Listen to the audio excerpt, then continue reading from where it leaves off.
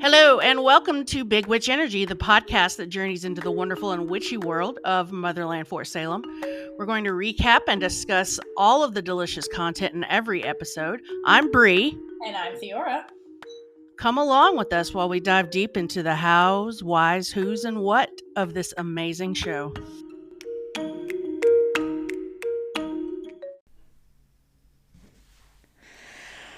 Ooh. Episode 7. We're back. We're back. Excitement. Well, also the theme of torture, apparently. Well, doesn't that excite you? Yes, actually it does. Let's get into all the torture.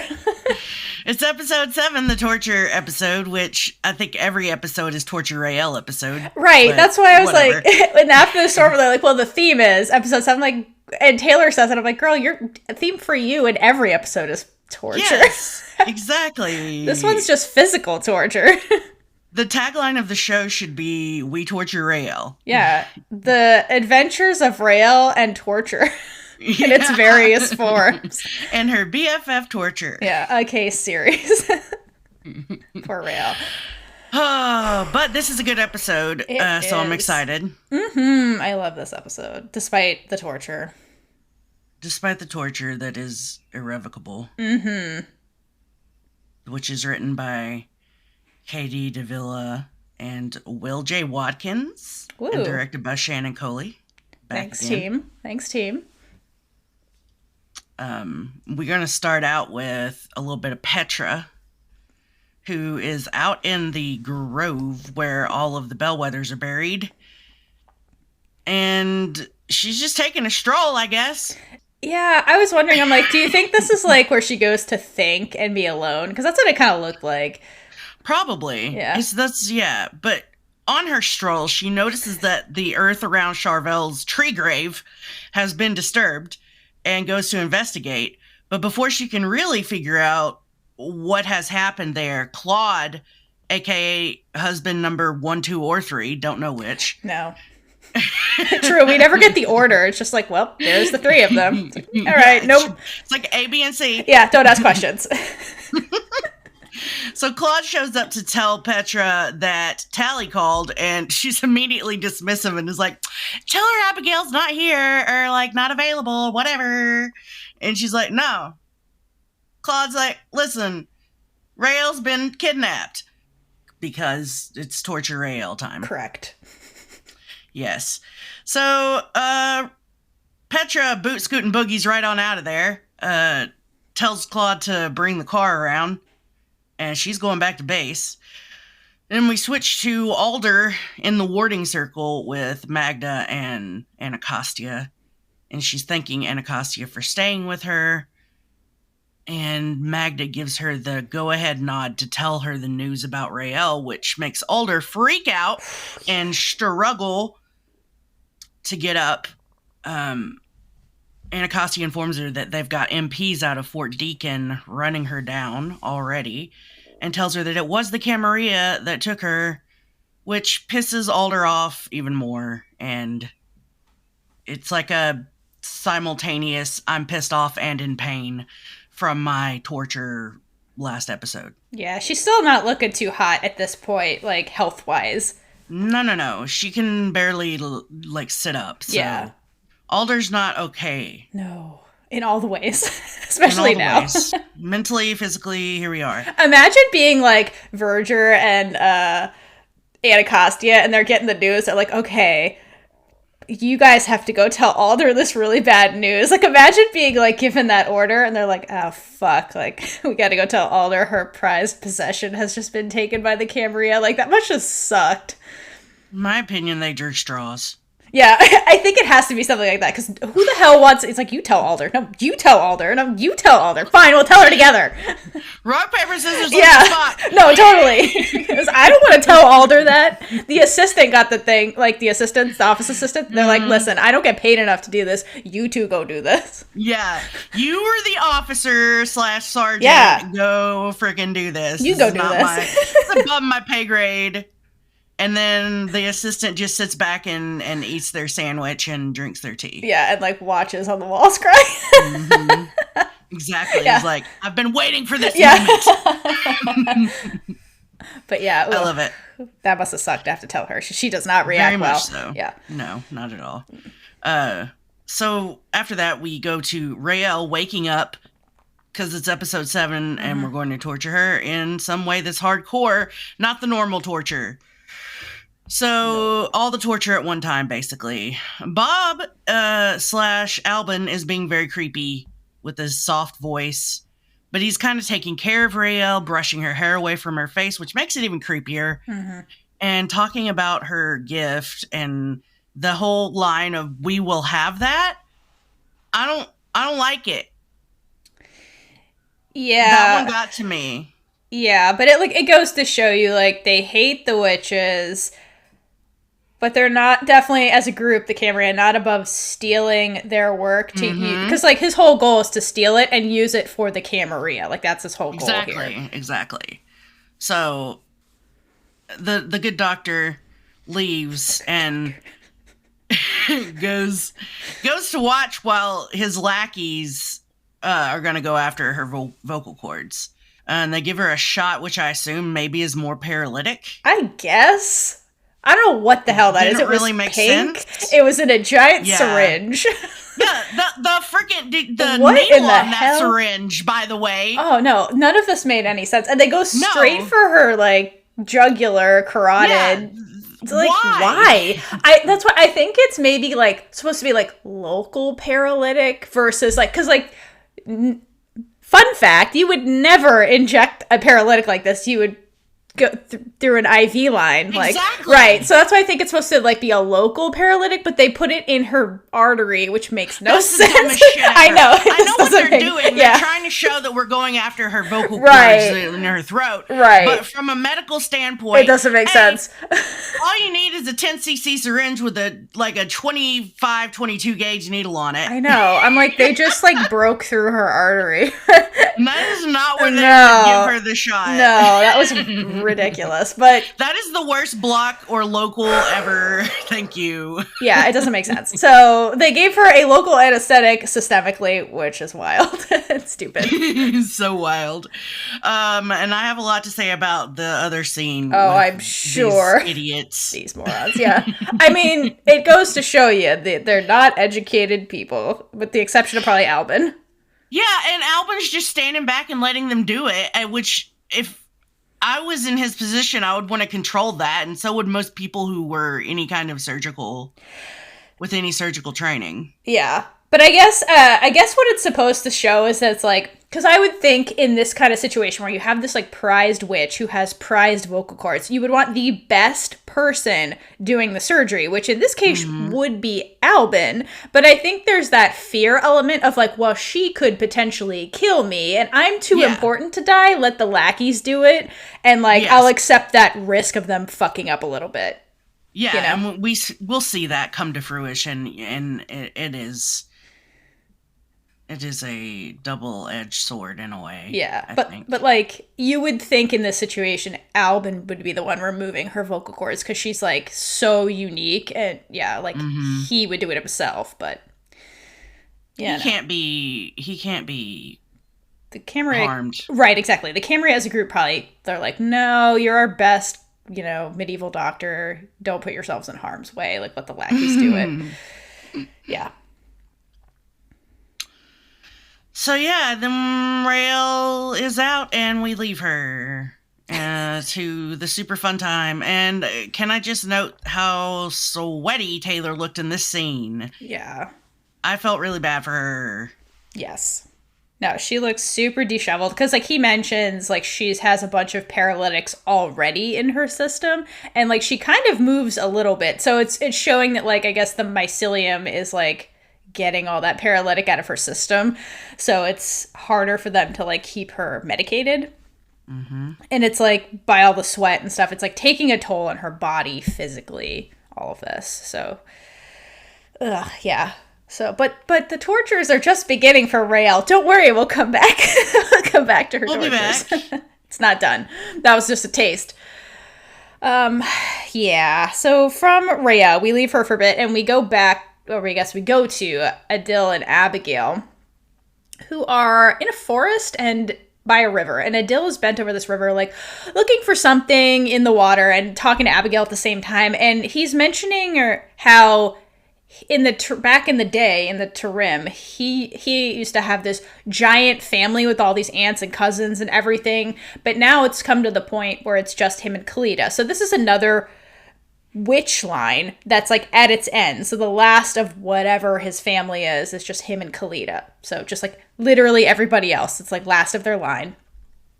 And he's really sad about it because, like, you know, he's like, oh, we used to have this big family and now it's just us. So that's kind of why him and Kalita cling together a lot more, because like they're all they have left basically of their family, which is pretty sad, but unfortunately a common theme with all these witches. And after he shares that with Abigail, he finds a stone in the river. That's what he was searching for. It's this like flat oval-shaped looking stone. And he proceeds to use work and make a blood compass out of it. So it gets like these etchings in it that looks like a circular, like a compass. And he mentions that him and I guess Kalita are one of the few left that still know how to do this. So I guess this is like rare magic even in the Tarim culture, and perhaps it's something that's unique to their family even. And he mentions that kind of like, I guess the way this works is like they make the compass with the stone and then they take a vial of blood, pour it in there, and it leads the worker over to wherever the person is, tracing it through the blood. And he mentions that him and Kalita both keep a vial of each other's blood around their neck just in case they are ever separated, so they can find each other basically as like a last resort. And then Adil proceeds to take the vial of Charvel's blood that they got from the grove and places it in the center of the compass. And two lines emerge. There's one really big, like thicker line, and then there's a small, thinner line. And he tells Abigail that, well, the big one is where Charvel's body is in the graveyard, because that's where like the majority of her blood is. But the small one is like the missing vocal cords, because it's like less of her or whatever.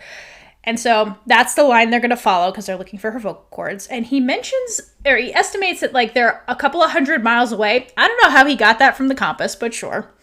Yeah, like also the CGI blood pouring made me giggle. Yes. They try, the CGI, they try. They tried so hard. They tried so hard. They need a better budget, but they did better with the witch plague this episode with the CGI. I'll give them that. But yeah, the blood was interesting, but anyway, apparently it's a couple 100 miles away. How Adil got that information, I'm not sure. And then he, like, quiets kind of after that and looks a little scared. Like, the memories of, like, the train and all the people he lost are kind of resurfacing, and Adil's getting in his fills a little bit. And Abigail gives him a pep talk. She's like, you know, don't worry. We're going to make the Camarilla pay. Like, focus on why we're doing this, not like the sadness of losing everybody. We're going after my dead cousin. I'm sad too, but like we need to stay focused. And then they walk away to go do their thing. Yeah. Yeah. Well, apart from the, I still like, is there some kind of mileage reading on that thing that we're not picking up? I have no idea, because if it's a compass, compasses don't tell you distance, they just tell you direction. Maybe he just knows through the working. That's what I'm thinking it is. It's more like he's connected to it or whatever, and can like feel how far away like the end point is, maybe, like you're saying. Right. Yeah. That's all I can imagine. Yeah. So a little glimpse into Tarim earthwork again, which is interesting. Yes, we get a lot of that this episode, which is exciting. Yes. I think that's on purpose. I was mad when I first saw this. I'm like, why are they showing us so much of Adil? But I'm assuming it's to show us what Kalita is really capable of, because she's far more powerful than him. Right.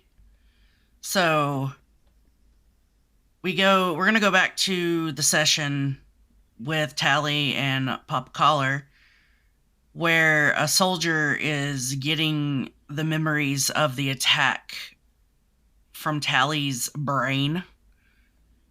And once they're done, Tally is like, okay, is that it? Like, what can we do? I need to help. And they're like, no, bye, bitch. You help. Thanks for the memories. Bye. Thanks for the memories. Get on the bat and go back to base. Don't ask any questions.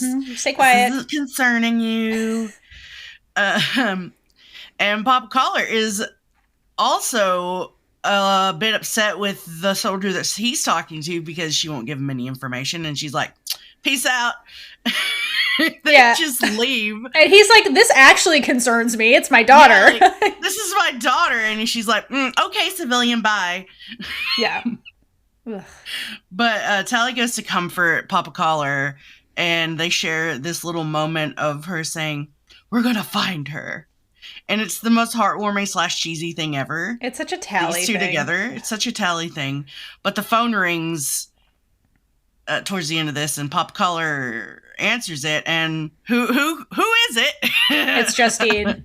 Justine cosplaying somebody else. It's not even Justine. It's like it's Scylla cosplaying as whatever assistant is at War College looking for Raelle when they know Raelle's nowhere to be found.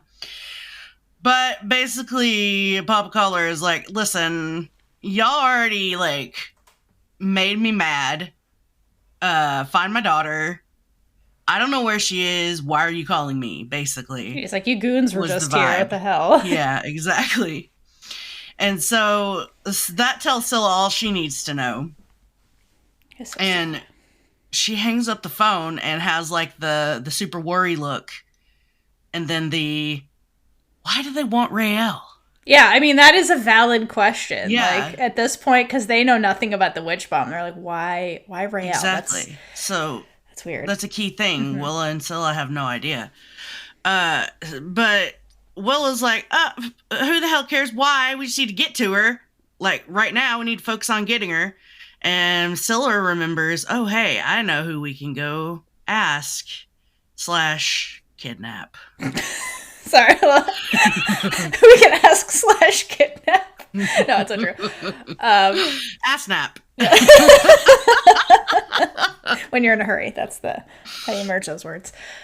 I love a couple of things about this scene. The two scenes, really, that I love. I think it's important that they showed us Papa Collar, because this is kind of like a good little glimpse into like what he's always dealt with, and probably dealt with Willa too, where he's just very much kept out of the dark. And it's like, even when the army people are there and it's very obvious they're trying to find his daughter, like, they didn't even talk to him, really. They were just like, we're going. They told him nothing. And so he's just always kept out of the loop. Kept out of the loop. Yeah, so it's very sad what his existence is like, and he's clearly like very worried, and it's just, what a horrible position for him to be in, like with his wife, I assume, in the past, and like now with his daughter. So it's very sad.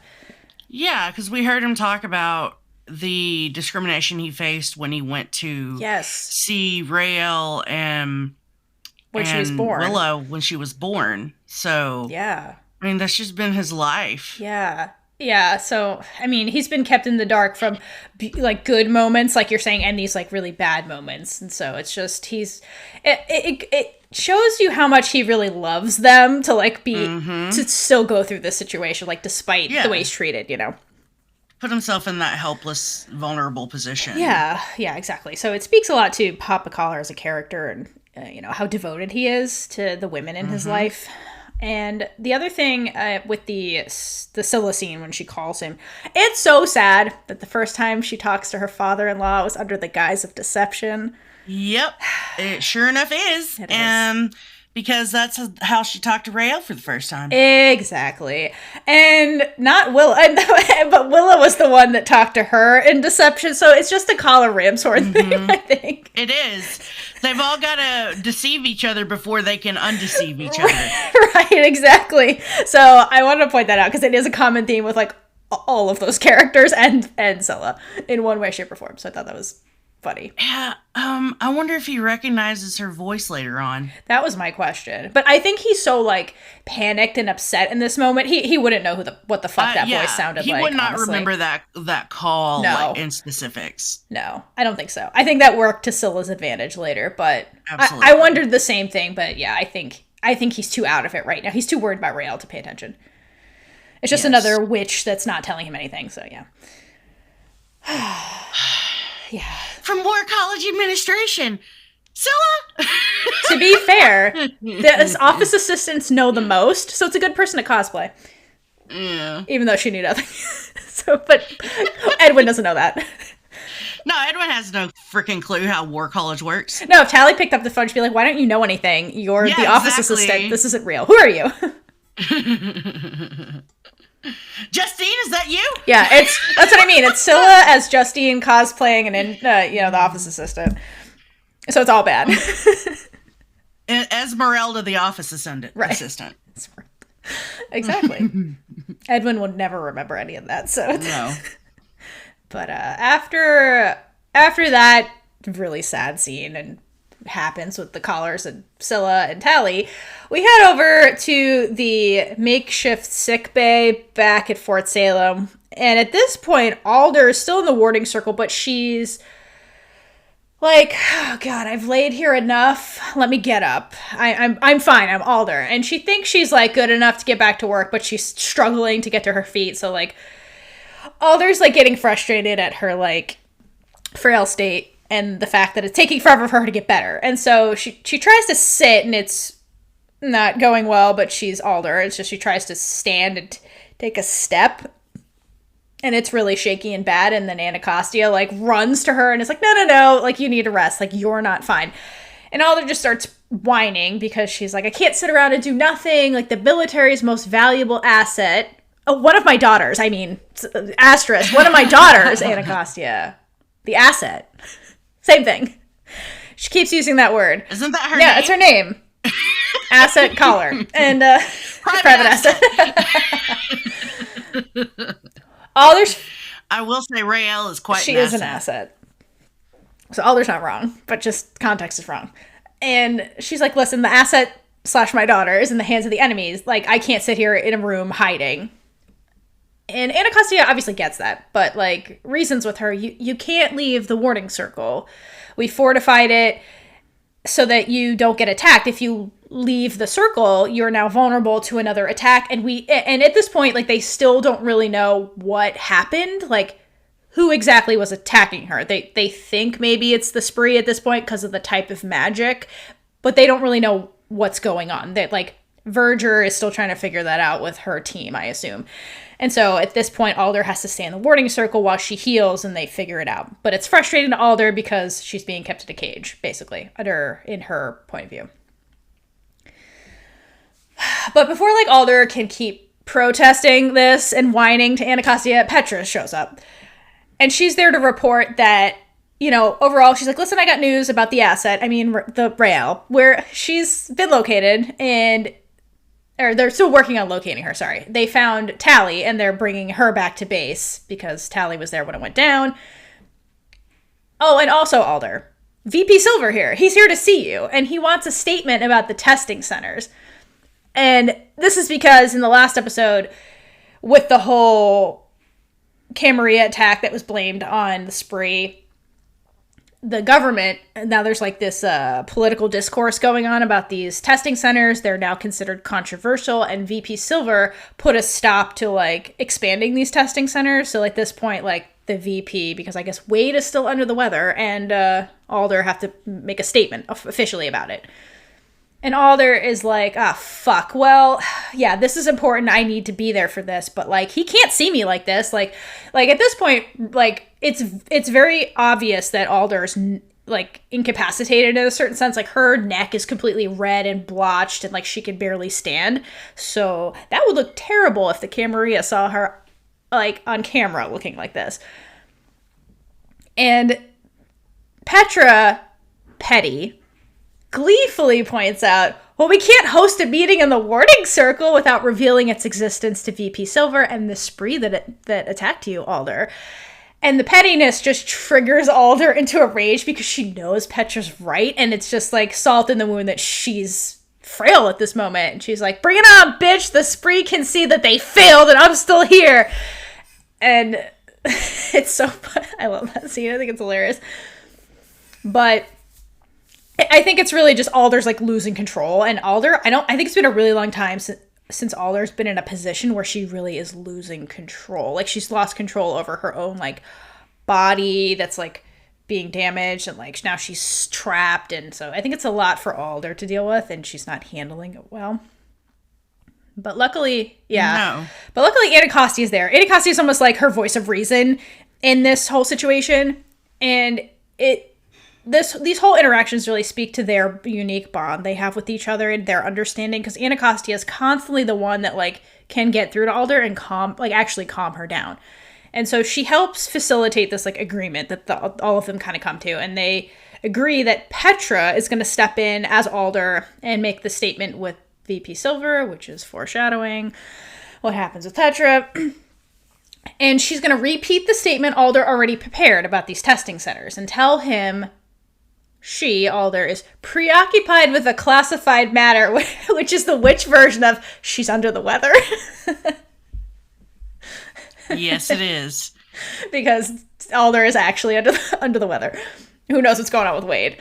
We haven't heard her name in a while, and I'm scared.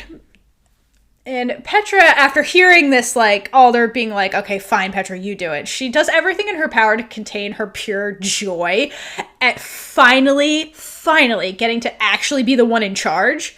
And before she can, like, skip off and leave, they kind of glance at each other for a minute, and then Petra's like, ooh, and then skips on out of there. And Alder waits until Petra's back is turned to just completely collapse and like break down. So it's almost like she's trying to put on this front for like Petra too, but she collapses with Anacostia. So it goes to show like she actually trusts Anacostia on a very deep level, but not so much Petra, which is like one of her like biggest generals. So it's very sad. Like Alder always has to kind of be like in survival mode around like a lot of her own generals, but not with Anacostia. Like they still have that deep trust despite like all the rockiness we've seen in the past episodes with the two of them. Like even in this moment where Alder is at her lowest, like she can still like literally and figuratively lean on Anacostia at that time, which I think is very significant for the two of them. Mm-hmm.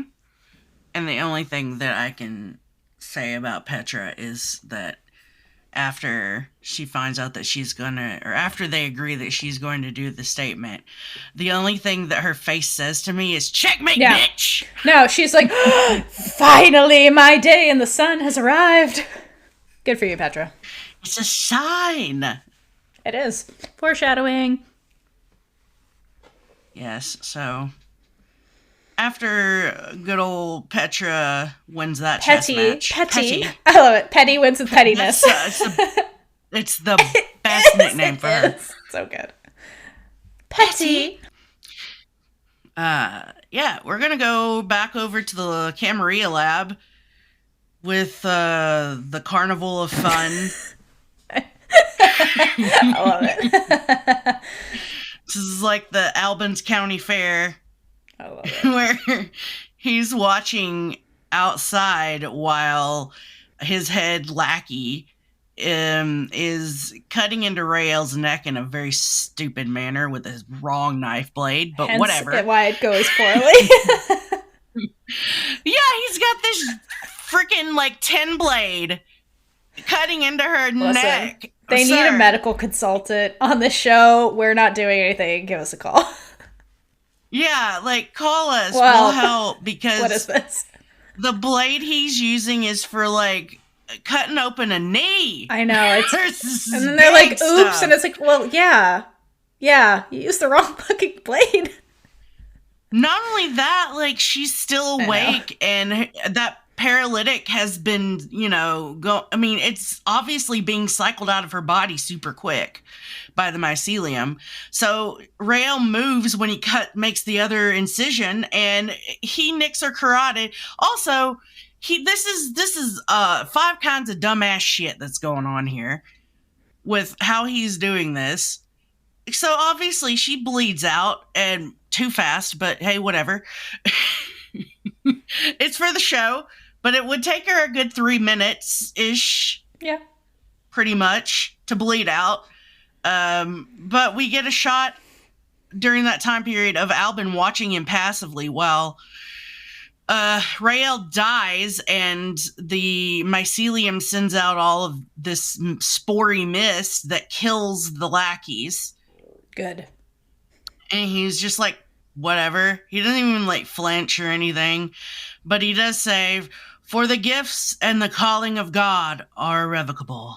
Or as Bob puts it, irrevocable. Yeah. So I wanted to talk about that line for a second. Me too. Ooh, you go first. So that's a Bible verse, Yes, as it we'll is. see Albin be using them Bible verses. Mm-hmm. Yeah, I thought I wrote that part down, but it's God's covenant with the patriarchs of Israel, Abraham, Isaac, and Jacob, an unconditional promise to bless them and make theirs a great nation. And it was an everlasting covenant that included their descendants.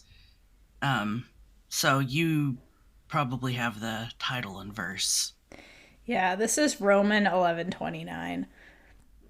And the whole like the line before line or the lines after are interesting because so he says this is like a modified Bible verse depending on like which Version Bible. you look Yeah, at. right. Sometimes it's phrased a little differently, but it's the gist of it. And so he says that for God's gifts and his call are irrevocable. And the lines after it, like Roman like 11:30 and 31 are interesting. So he says like, just as you who formerly disobeyed God have now received mercy through their disobedience.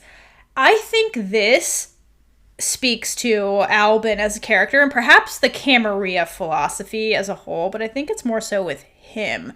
So the line about mercy I find interesting because I feel like in a way the Camarilla view the witches as evil, obviously, and like we've seen this kind of behavior with Christian like extremists like Spanish Inquisition and like even in the Salem witch trials like the OG ones in our timeline where there are some true believers who think that by ridding them of whatever it is that makes them evil, they're helping them. So it's a form of mercy. So I wonder if in Albin's mind, he thinks by like removing her vocal cords and removing the source of her witchhood that makes her evil, he's helping her because by removing the evil, she's now good and pure and a human again. Like even if it kills her, I think in his mind he's like saving her soul, Absolutely. which is such a freaking extremist Christian thing. So it's like that twisted thing where they're like, "Well, I'm helping you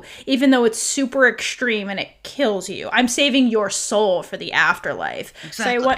So I thought that this Bible verse really speaks to that if you like go a couple lines down because it's about like, hey, you disobeyed me, like you were evil, but like now you're seeing the light, so to speak, in the way God made it. And so I'm showing you mercy and saving you kind of thing. That's kind of like the gist of this whole Bible verse. So I think it speaks to Albin specifically as a character and potentially like the Camarilla philosophy or what they like spew how they brainwash potentially Their propaganda lackeys. for Yeah, their. exactly, to rationalize the horrible shit they're doing. So not only like Exactly. they other the witches so you don't see them as human, but I think it's more like we're saving their souls kind of thing. Yeah, but can we Yeah. not? No. Well, I mean, can we not like religious extremists? Thank People you. do this in real life. It's do. nuts. It's like no. This is nothing new. No, it's nothing new, but I thought that was it's significant he's talking in Bible verses because like again, we see the Christian like influence on this group, but it's like it's coming into modern day and I think that that's really significant. I have a theory that Albin was raised in a super, super duper extremist Christian household I get that as well. and indoctrinated at Yep. birth, basically. Yeah, that's what I think this really is. Like I think their followers, the true believers, are like they're indoctrinated into this, and they think they're doing something good, like the way the spree thinks they're doing something good, even though they're doing extreme, horrible things. It's the same thing. They're opposite sides of the coin. Honestly, these two groups. Absolutely. Yeah. So good Rock scene. on. So Raelle wakes up in mycelium land, which is apparently a weird fibrous internal organ that kind of looks fungalicious, but just Yeah. Yeah. We'll just leave it at that. it reminded me of the inside of a stomach if it was more linear and less foldy. Yeah, I don't really know what this is supposed to be. I don't know if it's supposed to be like the fungal hyphae and she's just in the middle of it, like the mycelium itself as an organism. But yeah, I wanted to talk about the colors in the mycelium. The pink, Land? pink, Yeah, fleshy tone. it's pink and blues. And we've talked about like pink and blue before, but just as a little reminder, like, so blue signifies like death, and then red, or like pink, which is like a more not a less aggressive color, it's a more like relaxing kind of color compared to like red. Pink tends to mean like love, hope. It's supposed to invoke like a calmness in times of fear. So I think that's kind of significant. It foreshadows like what's gonna go on when every time Raelle comes in here. She gets in here when she's like scared, on the brink of death, hence the blue. But the red, it's supposed to be like this calming, protective, loving kind of space for her consciousness at least. And while she's in here, there's a bunch of little like white specks floating around. So that's like the mycelium's color, right? So it's the mycelium creating this like in between life and death calming place for Raelle. Yes. Yeah. And Raelle wants to know if she's dead. Fair. I'm like, fair. What is yes. this? She's in the in-between right now. You're in purgatory, but right. It's the mycelium fungal purgatory. Yeah. It's fungal purgatory. Mm-hmm. And the mycelium speaks. It's fungaltory. It's fungaltory. So the mycelium speaks to her in mother tongue and says, "Hear the dead dream," and tells her to wake the fuck up. That was the creepiest part. It's like this deep voice starts talking to you in mother tongue, and you're like, what the actual fuck's going on? Like, what? Excuse? And then she does wake up. With Albin standing over her in a hazmat suit, and I would have been like, "Can I go back to sleep?" I know, like dream, Raelle, dream. Fungatory, fungaltory, back to fungaltory. Right. And Albin's just like, he's got this look on his face where it's like he's so curious and also psychotic at the same time. Yeah, I like to describe him as the mad scientist. Like, he's like the Camarilla's Isadora, but 10 times creepier. And let me clarify that I don't say psychotic lightly in the way that other people might. I mean, the man has seriously got probably some antisocial personality disorder traits going on. And that's what I mean by psychotic. So he's standing over her with that look on his face, and he's like, "I've never seen one that can heal itself." I love that one. Again, that shows you where his mind is. It does, which is why I think it's a good line to highlight. Yes. But he also says, for who, figures out that this is triggered by death. So the whole spewing of the spore mist that killed all the lackeys, he's like, okay, I was triggered by death. And he wants them to ready the clean room, because they're going to try something new. But Raelle kind of fights back as the paralytic is worn off, and that makes Albin stick her in the chest with the giant syringe. I know. I can't. Well, at this point, he's like, she's not going to die, so I might as well inject the paralytic into your heart. Exactly. He's like, a direct dose, and I'm like, no. Good on you, Raelle. She stabs a lackey. She does stab a lackey. With a scalpel. Good for you. She's stab-a-lacking. So Raelle is still fighting despite this perilous situation she's in. So good for Raelle. She's fighting back.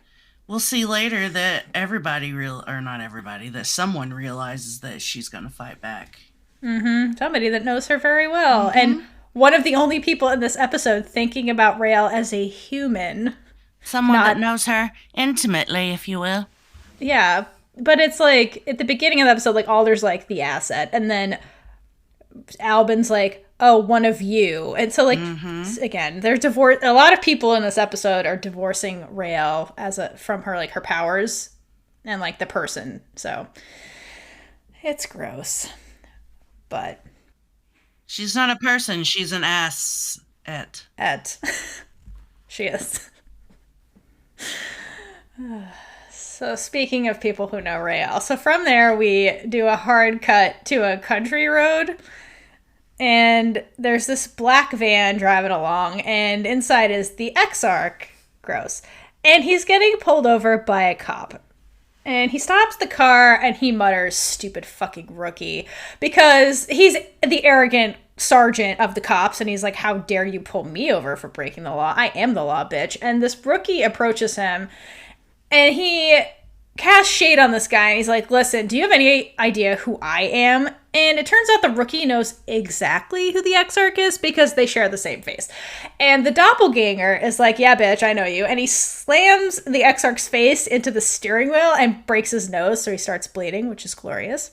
Thank you, doppelganger. And then the doppelganger lights his face on fire and reveals our favorite Necro Scylla to the rescue. And Exarch looks a little shook until he recognizes her as that witch from the party. And Scylla's like, yeah, bitch, it's me. And then steps closer, and her voice augments immediately. And she continues, you are going to lead us to the girls you took. And he is like glamored immediately or pushed immediately and nods, wipes a little blood from his nose, puts his hands at the 2 and 4 o'clock position or whatever, and like gets ready to like drive away. And Scylla marches back to the cop car and joins Willa, who's in the passenger seat. So the two of them are taking it upon themselves to track down Raelle, and cleverly used the Exarch to do that. So now he's going to take them to where Raelle's being held. This scene's hot. Yes, it is. Scylla doing violence to men will always be attractive. What is that? It's just the way that it is. It's misandry. It is. It's just misandry. So good. Thank you, girl. Oh, Willa's like, yeah, beat him up. I don't care. Yeah, go for it, girl. Whatever. Go for it, girl. Well, she has the Exarch's face, one assumes, in her lighter work. So, she sure do. She, in that, I like that cop uniform, too. Yes. It is fun. They're both in cop uniforms. It's fun that it shrinks down immediately, too. You know, it is what it is. Her Exarch outfit in the last episode was the better outfit, but yes. Cop one's good, too. Let's clarify the better outfit in that it fit the scene better of her not fitting the clothes as well afterwards. True. Because I like Scylla in uniform, as we all know. But soak it in. Because apparently they have time to change out of this uniform before we see them again. Yeah, back into the street clothes. Yeah. Oh yeah, because I guess they don't follow him in the cop car. They just get in the back of the van, and I guess they change. I mean, did they just like sit in the cop car and change real quick, or did they get their clothes and go in the back of the van? I feel like they have more room in the back of the van, but I don't know. Yeah. Interesting. Something happened off screen, and they do an outfit change. Yes. Wardrobe change. Yes. But yeah, we're gonna go over to Tally, who has had no sleep in 93 years. No. Poor Tally. I know. Usually it's Raelle who doesn't sleep. And not that Raelle's sleeping right now, but poor Tally is getting a taste of Raelle's life of not sleeping. Raelle's been in and out of sleep this episode, but not the in a whole good way. Show. The whole show. No, I mean, like this episode, she actually is sleeping sometimes. It's true. It's just not in a good way. No, you're correct. So Telly is running to find Quinn. Raelle situation, and she comes upon a meeting in a barn. It looks like a barn, like the outside portion to it, and the people in the meeting are talking about the people being abducted and their throats being cut out, which tracks with the Camarilla. So not only are the Camarilla getting witches from the army, they're tracking down Dodgers. Mm-hmm. So they have a lot more information about bloodlines than the freaking army does, it seems like. And when Tally approaches, she scares the Dodgers, and so they hide their faces or obscure them with some kind of work, which is super cool, but also looks super creepy. Yes, agreed. Like, people's face without a face is always weird to me. But, it is. I like in this scene, too, that, like, Quinn, that says outright, like, it's the Camarilla. Mm-hmm. So it indicates, too, that, like, despite all they're trying to, like, conceal all this, like, this group of people who aren't in the army have known this for a while, I wonder. And so I wonder, too, like, if, she, meaning Quinn, is, like, working off the grid with, like, anybody else, like, other session ex-military witches, maybe? I just wonder. I kind of think it may be connected to the network of Dodgers, and then those people coming together with probably a network of like-minded retired witches from the military. Like Yeah, that's what I mean. Yeah, it would be very interesting. Yeah, I want to know about that. Yeah, because she just seems really certain, like, oh, we've known this for a while. Like almost like she's part of some group that's been, like, monitoring the situation. Right. You know what I mean? Yeah. So interesting. Quinn tells the Dodgers to stand down because Tally's a friend. And Tally, like we're saying, says, this is going to sound crazy, but Quinn cuts her off and is like, it's the Camarilla, we know, girl. And Tally looks at the people for the first time, really, and says, you're Dodgers. And then one of the women replies, we're free. Yes. And then Tally does the cutest freaking thing ever in the world. It's so cute the way that Jess pulls her hands up. Like, she's like, I'm sorry. Like, I haven't slept. We can tell. Yeah. So Quinn is like, we've got the best of the best. They'll have the best of the best looking for her. So tell us everything you know about the situation. So Tally tells them why the Camarilla are cutting out witches' throats using their vocal cords in a warped version of work, and tells them that the army isn't informing people because she thinks they're trying to prevent panic, but please warn everyone so this doesn't happen, possibly more than it, would if they didn't know.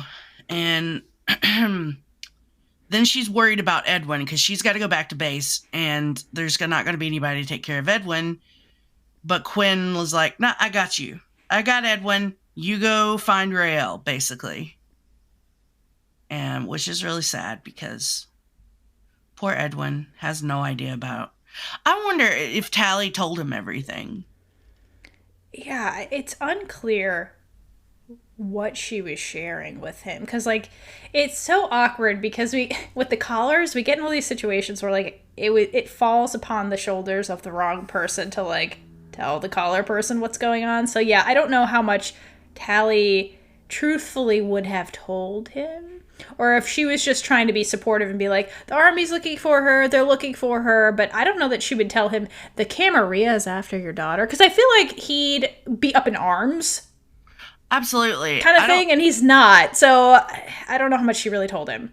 I don't think she told him for a couple of reasons, and that being one of them is that she didn't want to over-worry him.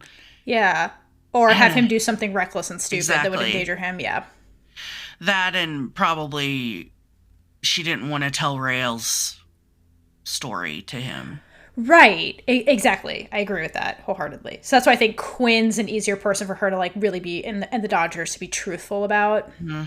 Because also they as a group are in a position to, like, fight back, whereas I don't think Edwin really is. Like, if he tried to go after the Camarilla, they'd kill him on sight. So, Yeah. He wouldn't last. No, exactly. Poor Papa Collar. I also think it's interesting that Quinn when she's talking to Tally and she's like, oh, the army is going to have the best of the best after her. She mentions before that, she's like, if Raelle's as special as I think she is.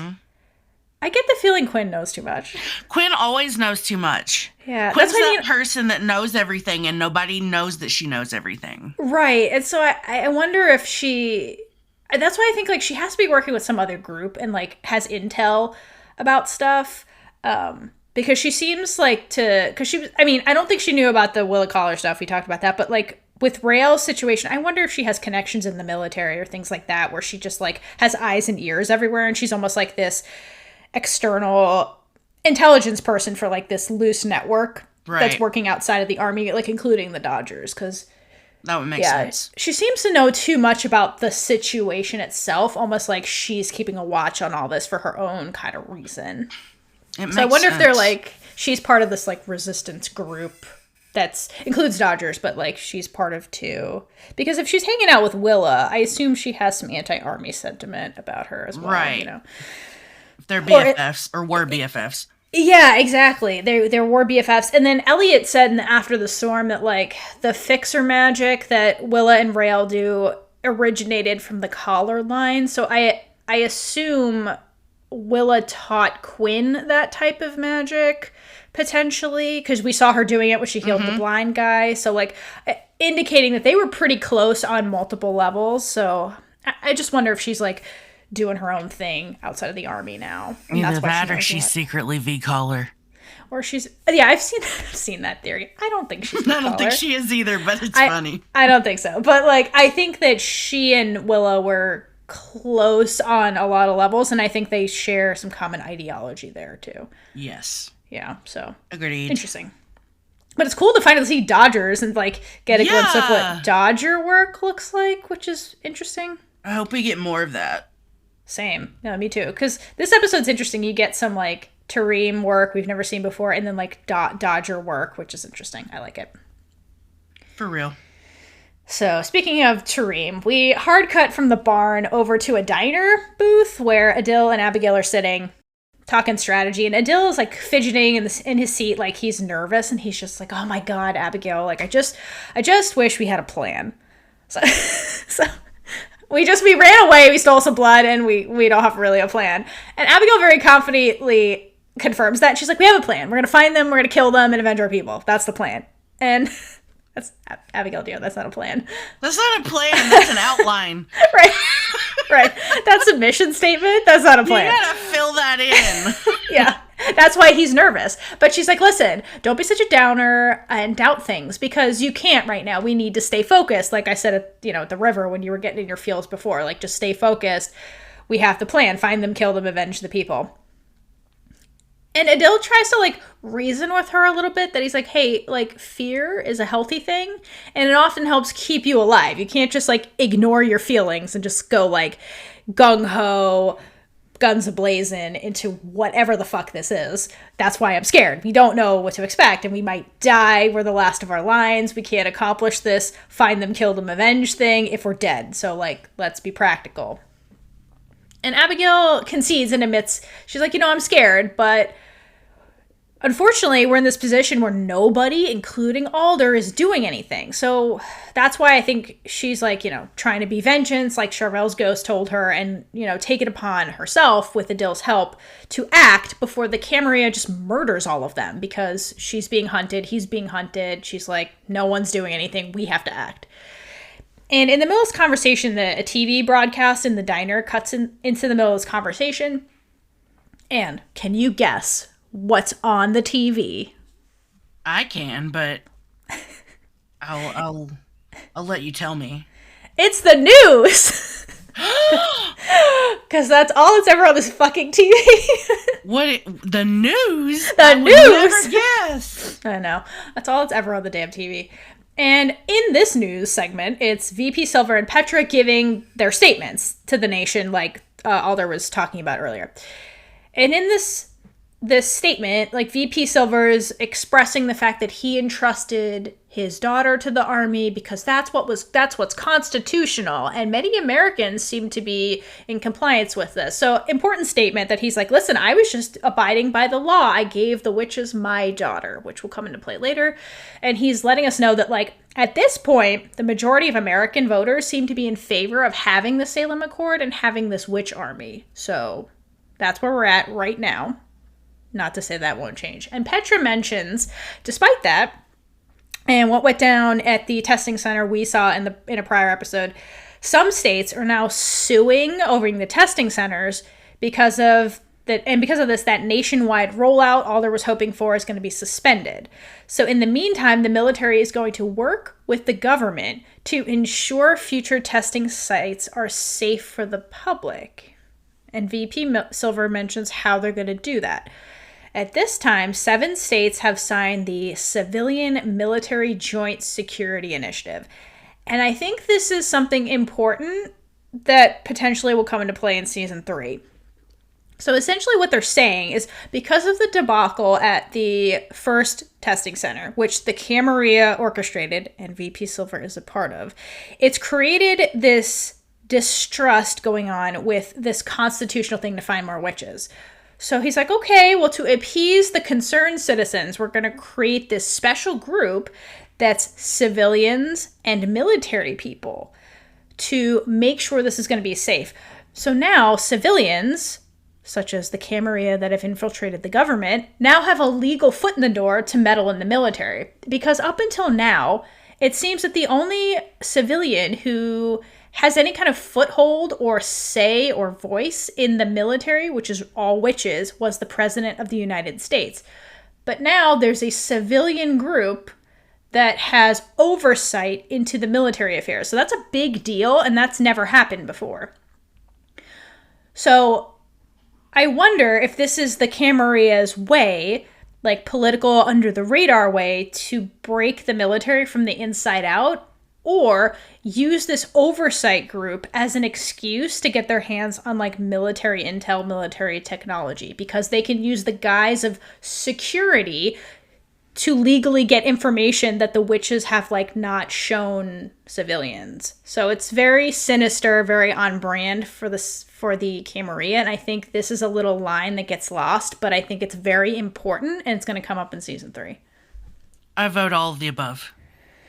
Yeah, so while that's happening, the Abigail and Adil kind of move over to the TV to hear it better, and they overhear a group of rude civilians bad-mouthing VP Silver and the witches, and some woman is like, they get 16 husbands and train their kids to be killers, and now they don't have enough kids, so they are taking ours, which again, if they're a witch, it's the law, but whatever, we'll get past that. They don't see their witch kids as witches, which I don't understand, but sure. This is the brainwashing.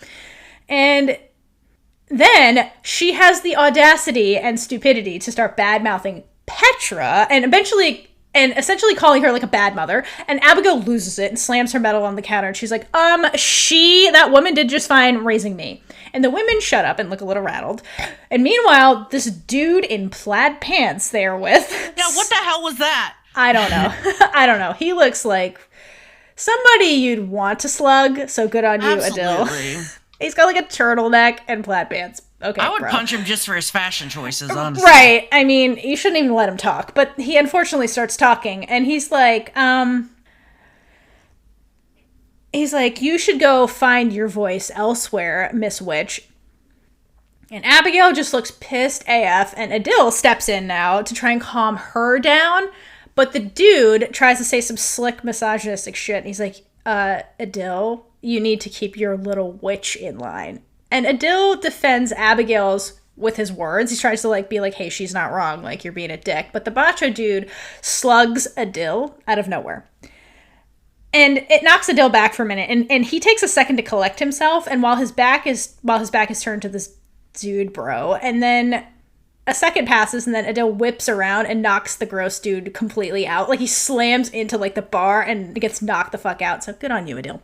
And Abigail's like, listen, I don't have time to say how hot that was, but we need to get the fuck out of here. Yes, exactly. Because the po-po coming. Yeah, I have a feeling that they talked about it later.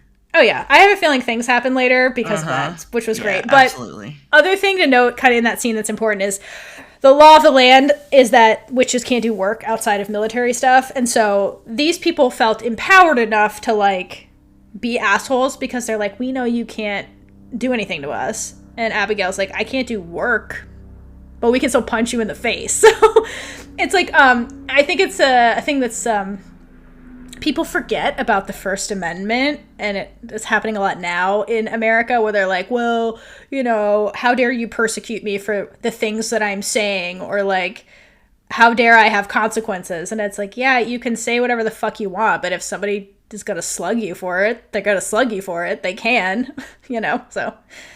The dude bro didn't read the Constitution is what I'm saying. Like, do you forget that not only do they have work, they're also trained killers? Yes.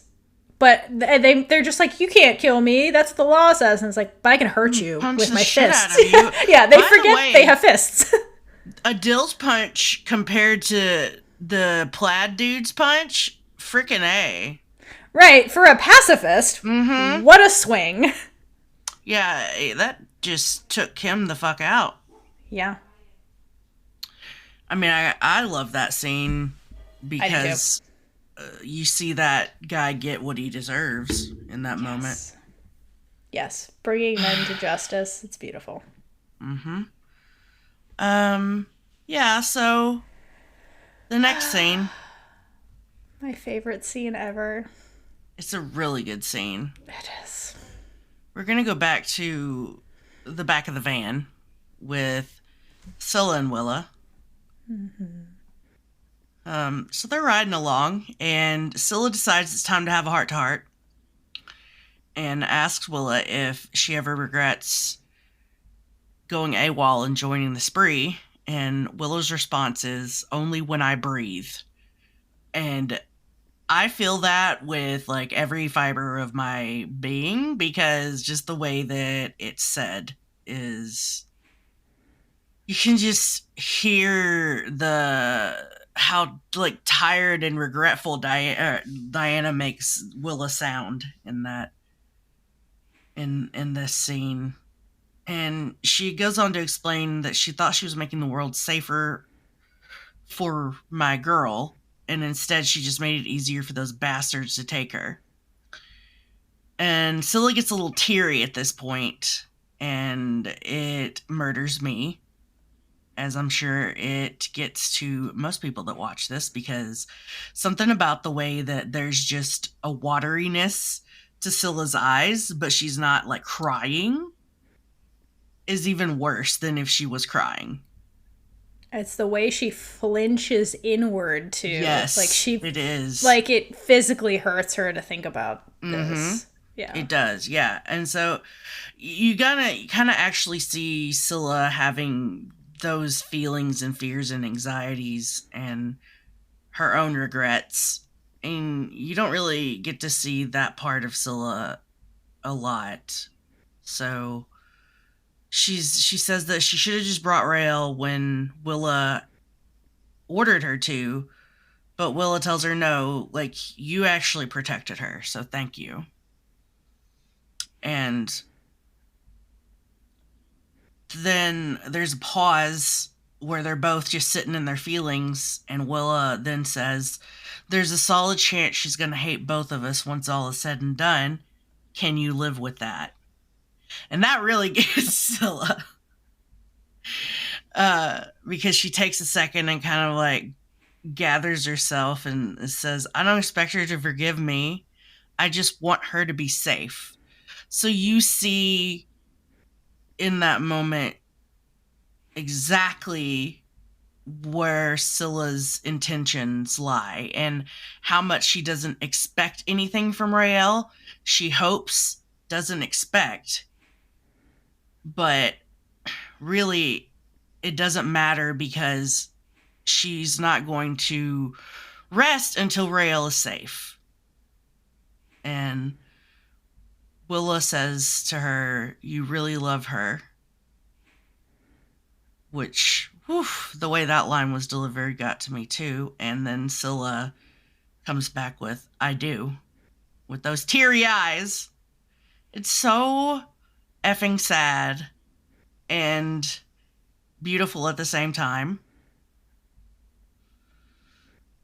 And then Willa kind of gets even deeper in her feels and says, "What if it's too late?" But Scylla's like, "No." And that's when she really gets, like, has to kind of control herself to kind of buck up and give the support Willa needs. And says, with a stronger voice, "That girl knows how to put up a fight." So that was the most emotions that's too many emotions for me. And I, on one hand, want a refund, and on the other, I love this scene so much. I think I've watched this scene probably 50 times. Yeah. This is my most rewatched scene. Truly. It's my favorite scene for a lot of reasons. It's just it's confirmation of so many things in this scene. I don't know why we had to wait until the 7th episode of this season to get here, but here we are. But it's Willa admitting herself her motivations, which we haven't had the entire time we've had Willa, and I don't understand it. But finally we're at a point where Willa confirms, like, her motivation for joining the spree. Like, I did it for my daughter. I wanted to make the world safer for her. And it's Scylla and Willa both at this vulnerable place with each other, where they're being each other's support system in this moment, and they both admit they regret joining the spree. Like, it was subtext with Scylla. Willa outright says it, but I think the other piece of this too is they're kind of silently admitting to each other, like, they wish they figured something out sooner, that there was a better way to fight this system and get what they wanted. But the choices they made led them here to this position where, you know, the person they both have mutual love for is the one in danger. And it was in some ways a result of their actions. And so there's a lot of regret there for many different reasons. And they're finally, like, voicing that out loud, finally. And the other piece is, I think, for Willa, it's important for her to realize, again, because remember, her and Raelle, like, barely know each other. A lot of what she's doing is out of, like, love for her daughter, but she doesn't really know her daughter. And in this moment, while it's scary and very uncertain what's going to happen, she gets confirmation from Scylla that Raelle has somebody in her life already that loves her enough that they're willing to sacrifice their own life to protect her. And that's something Willa essentially was clearly keen on doing, but, like, Raelle has somebody else who's also loves her enough to do that. And I think that that's a comfort to Willa, that her daughter has somebody like that in her life, because Willa doesn't know her daughter's life. It's the sad reality. She never will. And Scylla's conviction when Willa starts to really be vulnerable and express her fear that, what if it's too late? What if, like, I've royally fucked up and my daughter is dead? And Scylla's just, no. That conviction, the way she just swallows her own stuff and is like, no. And she steps in as Willa's support system. And I think that that's something Willa hasn't had in a very long time. And neither did Scylla, really. And so at this point, they seem to have found that support in each other. Because I think both of their journeys up to this point have been very lonely for the two of them. And it's great that they found a way to connect with each other, be truthful with each other, which neither of them have really done up till this point, and be the support the other one needs in this particular situation. So it's such a great scene for so many reasons, because you're seeing these really stoic, closed-off characters be actually truthful and vulnerable with each other, which is huge. Right. And they're able to do all of that because of the connection they share with Raelle. And also, it's really sad that of the two of them, how long has Scylla known Raelle? Like, what, like half a year? Technically? I mean, it's sadly about as much as Willa has been in person with her daughter. And yet she still knows, she's still going to know Raelle better in the present, obviously, because she's been with her, you know, for that amount of time. So I think that Willa really needed Scylla to be there and to tell her that Raelle wasn't going to give up.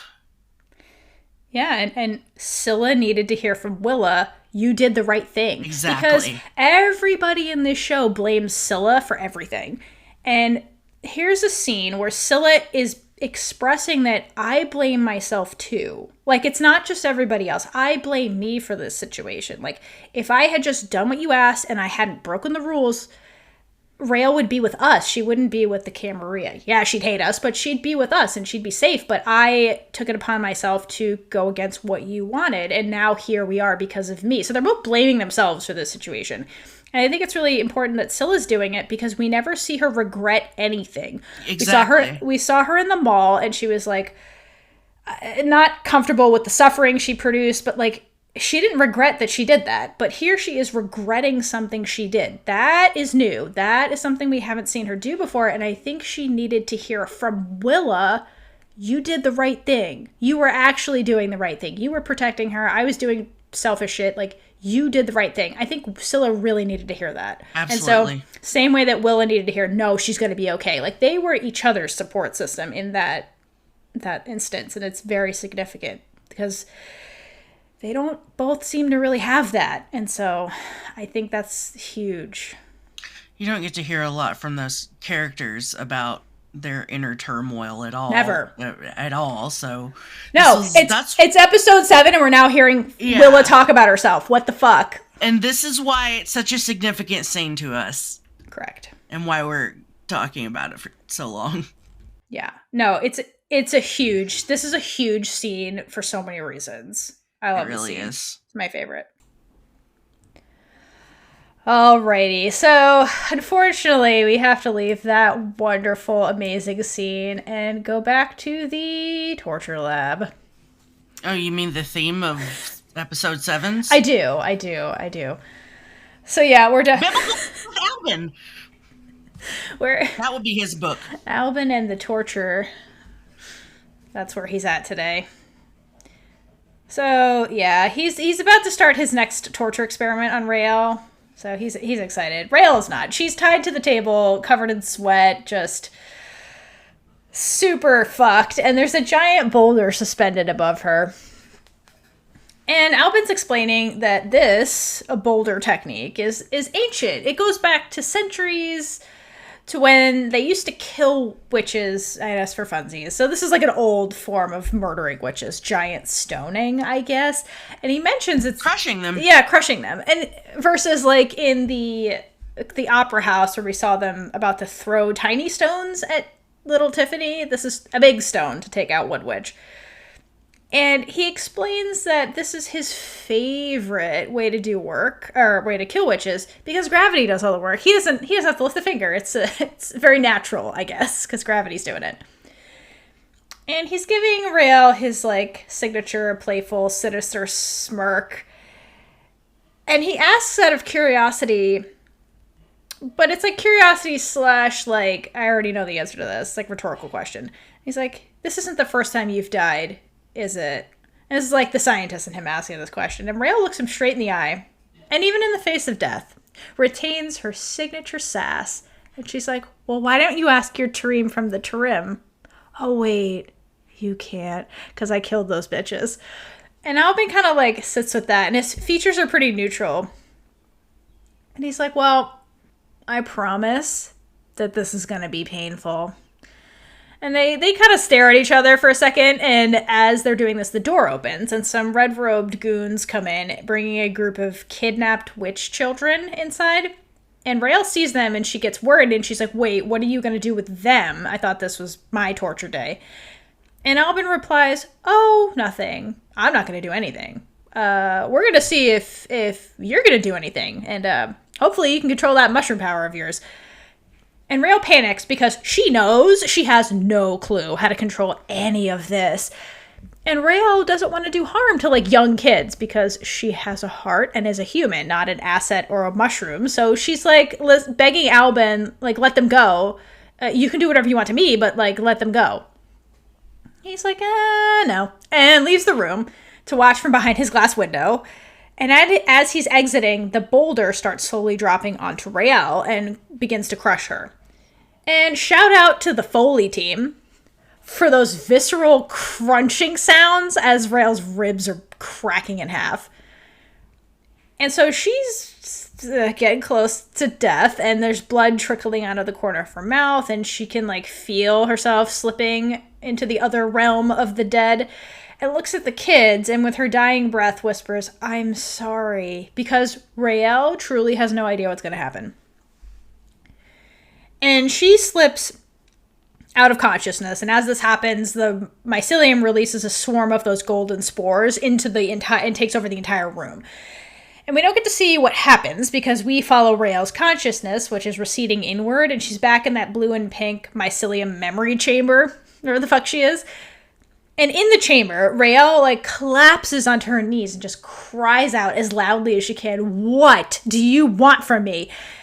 And the mycelium in mother tongue tells her probably the most important phrase of the whole show up to this point. And it tells Raelle, you will turn the tide in the great war to come. Many seek power, but you do not. So, call back to Raelle's name, the Chosen One. So here's confirmation that the mycelium has its own agenda. And when Raelle went and touched the wall, because she was curious, the mycelium touched back, because it's like, I'm going to choose you, Raelle, the one who doesn't seek power, to enact my agenda. And she was the perfect vessel for the mycelium to choose. So she was, in fact, chosen to be this big savior figurehead in this great war that's about to happen eventually. And so this is very significant. I'm sure Raelle has no idea what the fuck this thing is talking about and is like super confused, but this is an important thing to remember. So any thoughts about that? WTF. How does the mycelium know about the Great War is my question. Because the mycelium is full of knower witches who can see the damn future. Can they see the future? Is that part of it? I guess. I don't know. Maybe. I think you can't count anything out with the mycelium. True. I think it's just a collective consciousness of all of these witches, and their combined powers could give them the ability to see, you know... I think it's kind of the set. I think that it's similar to how Kalita knows stuff. Yeah, I can see that for sure. It's the fact that this is such a powerful, ancient type of... and it's not even that ancient if you want to get down to it, if it was created by Alder. Truly. Back in, it's not that old. But it contains the best parts of witches, so it's got a lot of collective consciousness going on, and the powers of all of those witches. So I could see it being able to see possible futures. So that's how I feel about that. I wonder. I do. Oh, go ahead. Sorry. No, I was like, I just do want to go back to the whole crushing people to death thing. Mm-hmm. Because that was a real type of death that happened at the Salem witch trials, but it was only on one person, who was an 81-year-old man, Giles Corey. He stood accused with his wife of witchcraft, and instead of pleading guilty or non-guilty, he refused to speak. And that is actually a part of English law at the time, where if you refused to enter a plea, you were sentenced to death by crushing. Oh, damn. With weights. So that's where that comes from, is from English law, and Giles Corey just happened to be the one accused of witchcraft that was killed that way. The rest of the witches at Salem, witches in quote marks, accused witches, were killed by hanging. But, yeah. So that's the origin of that. I just thought it's interesting to note that it's not just a witch thing. Also, there was a thing in English law at the time where if you tried to influence the picking of your jurors, because defendants had a right to do that, and refused more than 20 jurors, you also got crushed to death. Damn. So, yeah, I mean, they were fond of that for some reason, but yeah. Like, it wasn't the way Albin does it, but they just put a bunch of weights on them, like a board and then a bunch of weights. Jeez. It's even slower. Yeah, till they died. Basically just adding weight. Like the good Christians they are. So really, Albin was a little more humane. You want to get technical. But yes, I do, as far as the mycelium is concerned, I think it just has the ability to see forward because of the combined powers of all those witches and the fact that I don't think it's either here nor there. So it probably has some kind of way to see into possible futures, or, how, because time is not linear. Mm-hmm. If you want to get crazy and into physics, it's kind of folded upon itself in the theories. So I just think it's a result of that. and a lot of other stuff that we just need to ask Elliot. Yeah, I think I hear what you're saying. I can totally see that. I think that there's a prophecy of some sort, because later on, Albin uses language in like a later episode that indicates that there's some kind of like prophecy out there, or like lore about the future. And I think the mycelium is alluding to that as well. That's why like there's going to be some great war that was prophesized or whatever. We need a savior. I'm choosing Raelle as my savior, I think is what it is. Yeah. So this is the person that's going to do the work that I need them to do. We've already got the other part of this prophecy, quote unquote, that we think is right. The sky, earth and sky. So right. Yeah. So I think that's what this is. And it's the mycelium choosing her champion, which is Raelle. Raelle's the champion. Yes. So lucky for her. Yep. It's, again, Raelle doesn't want any of this shit, but here we are. You know, I kind of think that when I watched this episode this time, all I could really think about in the torture scenes, besides the obvious, was that I feel like Albin's just Elliot in a mask. Why? Oh, because he's physically torturing Raelle. Because he's torturing Yeah, Raelle. I can see that. So, like, loves torturing her. Takes off the Albin mask and it's Elliot. Yeah. Oh my goodness! What is my brain? I mean, it's a theme throughout the whole show. Taylor, your character, he loves torturing you. The amount of rehydration she's had to do throughout this series so far, I can't exhausting. Even. But so Raelle's still she's getting crushed right now, and she basically slips into the fungatory because she's on the brink of death, and mycelium tells her all that stuff, and she gasps back into consciousness. So I guess the mycelium released its spores, did its business, and healed Raelle enough that she can be like alive again. And she's back in the torture lab, and at this point the boulder's gone. I don't know how much time has passed. The boulder's gone. And Albin is hovering over her, like, studying her like a specimen. And the kids are in the corner still, all alive and well. So confirmation that, like, Raelle, although she couldn't control whatever the hell happened, their mycelium is conscious enough to spare the witch kids. And so I find that interesting. And the Camarilla basically voices that out loud, confirming that. And so I find it interesting. And I think they're trying to set up a parallel here with the witch plague. And I think there's key similarities in the sense that the mycelium seems to be capable of killing non-witches, whereas the witch plague, specifically targets witches to kill.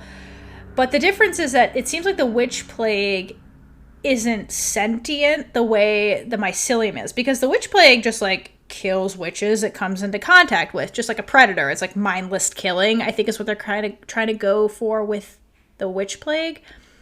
But the mycelium seems to have a consciousness. So anytime Raelle comes into contact with civilians, it isn't just like killing them. It's like, it seems to be, it acts when it finds those people threatening. So I think that's key differences and similarities between those two forces, because one's the Camarilla's like killer, one's like the witch's weapon, I guess. So who knows about the plague? Like, it might evolve and have more of a consciousness and display more selective type of killing when it comes to witches in the future, but it seems like that's the difference between the witch plague and the mycelium at this point. And I think that Albin, who seems to have had a hand in the witch plague, at least now, probably finds that really fascinating, that, oh, it's sparing certain people, like it has a consciousness. So I think he's noting that. Yes. And so, yeah. And like they said in Taylor said in After the Storm, that it has judgment and whatnot. Yeah, and so at this point, the Camarilla doesn't know what to do. And the goon is like, well, this bitch won't die, and we can't get her to kill witches. So, like, what are we going to do with her? Because, remember, the reason they have this power and they're trying to get Raelle's vocal cords is because they want a new weapon to use against witches. But this weapon, it seems like, well, it won't harm witches, so this is not useful to us. But Albin, I think, again, is thinking is playing chess and he's thinking the long game and he's like 10 moves ahead of the goon and he's just smiling, this giant smile, like, whoo boy, the fun is just beginning because I wasn't expecting this and I gotta up the ante here. So he's just smiling and I think the mad scientist wheels are turning in his brain when the scene ends. Yep. Which we get back to... Okay. Ooh, what? What in the actual 5 whole grain hells? How did Adil and Abigail get to this? I don't know. Facility? I don't know. Right, wasn't it hundreds of miles? How'd they get here? We know their asses did not walk 200 miles in that time period. I don't know. I don't know. They didn't steal a car. Where's their vehicle? What's their vehicle? Yeah, I know. We don't have... Did they salvage their way there? Yeah, for those who are not unfamiliar with America doesn't have amazing train systems that get you everywhere. You have to take cars. They don't have money. How the fuck did they get here? Yeah. Well, I assume Abigail has some kind of credit card. I guess. It's just... They taxied hundreds of miles. They Ubered hundreds of miles. Like, how the fuck did they get here? In the same... Drop us off outside this abandoned forest. And hundreds of miles takes, like, hours. Like, how'd they get there in, like, the same day? It's weird. I don't know. It makes no sense. What? Motherland, Fort Salem, science. Yes, it is. We'll just suspend your disbelief. Yeah, I guess so. So, Adil, says, they're getting close, and Abigail points out that that's the first thing he said since the bar.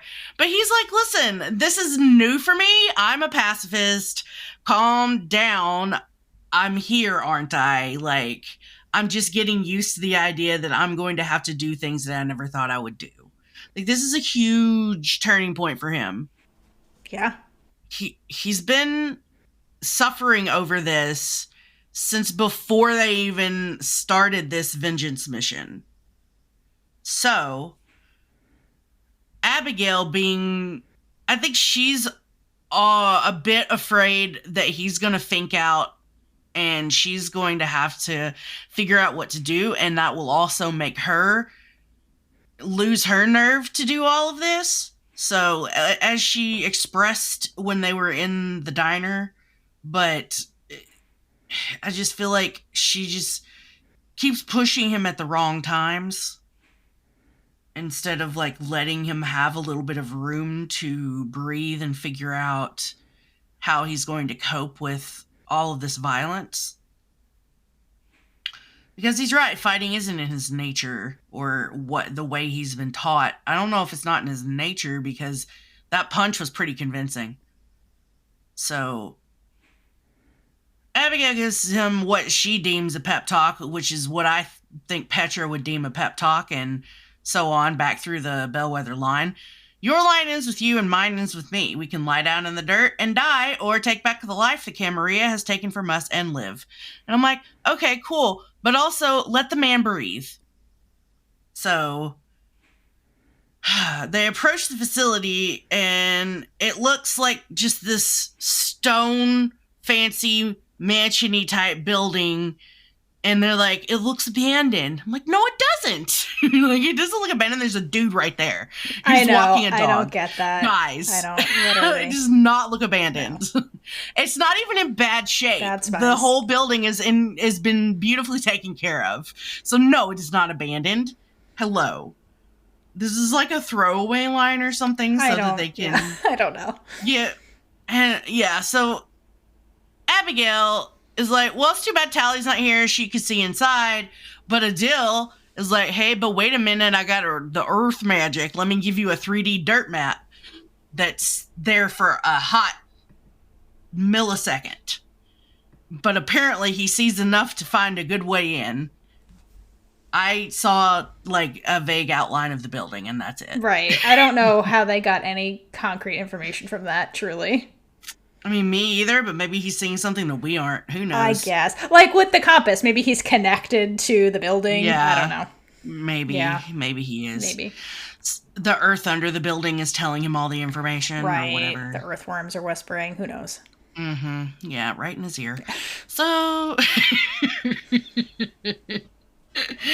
uh, apparently Abigail is still doubtful about his conviction, and she's like, "So does that mean you're coming?" And he's like, "Duh, bitch," and just offers her his hand, and then he disappears them, and you imagine that they're making their way into the super special spot that Adil has handpicked for infiltrating this facility.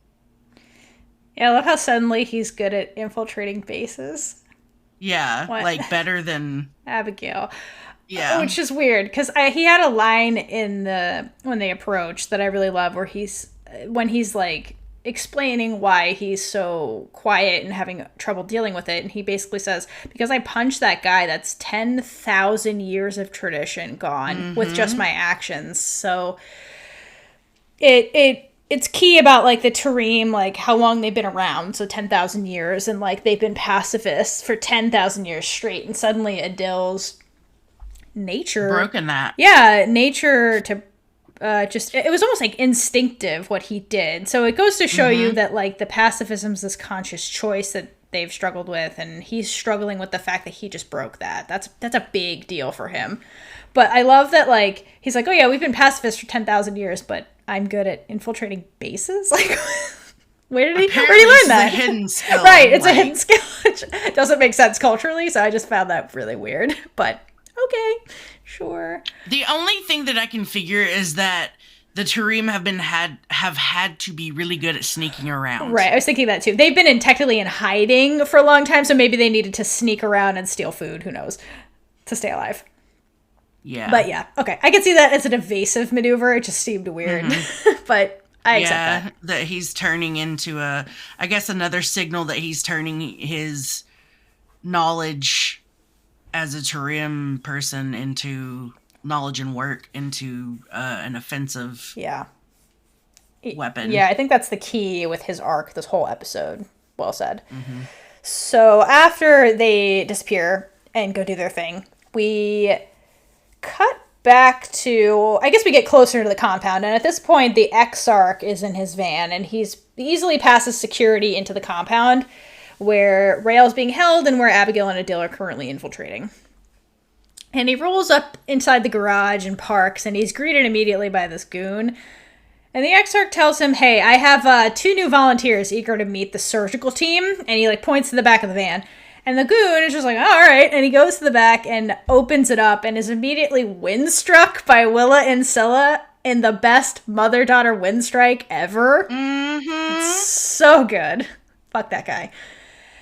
And they get out of the van and march inside.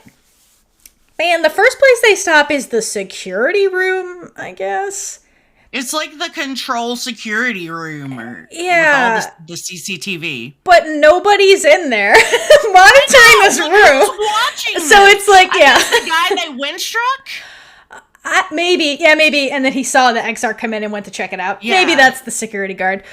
I'll accept that. Because it was like, why is this empty? But yeah, so there's tons of monitors with the CCTV security feeds.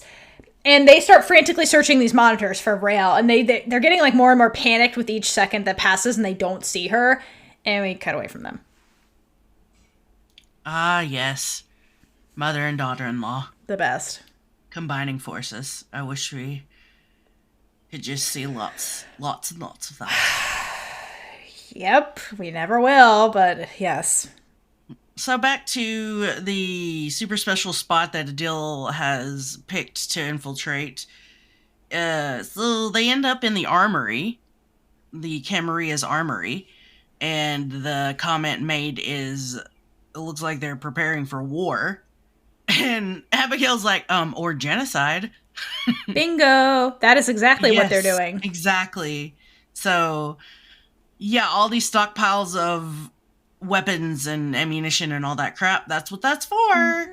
So they follow the bloodstone compass to a solid brick wall, but Adil says that he can get them through, and he does some earthwork to disintegrate it, and the scene ends when they start going through, but you see a little bit more of it through the security footage of them going through the hole in the wall.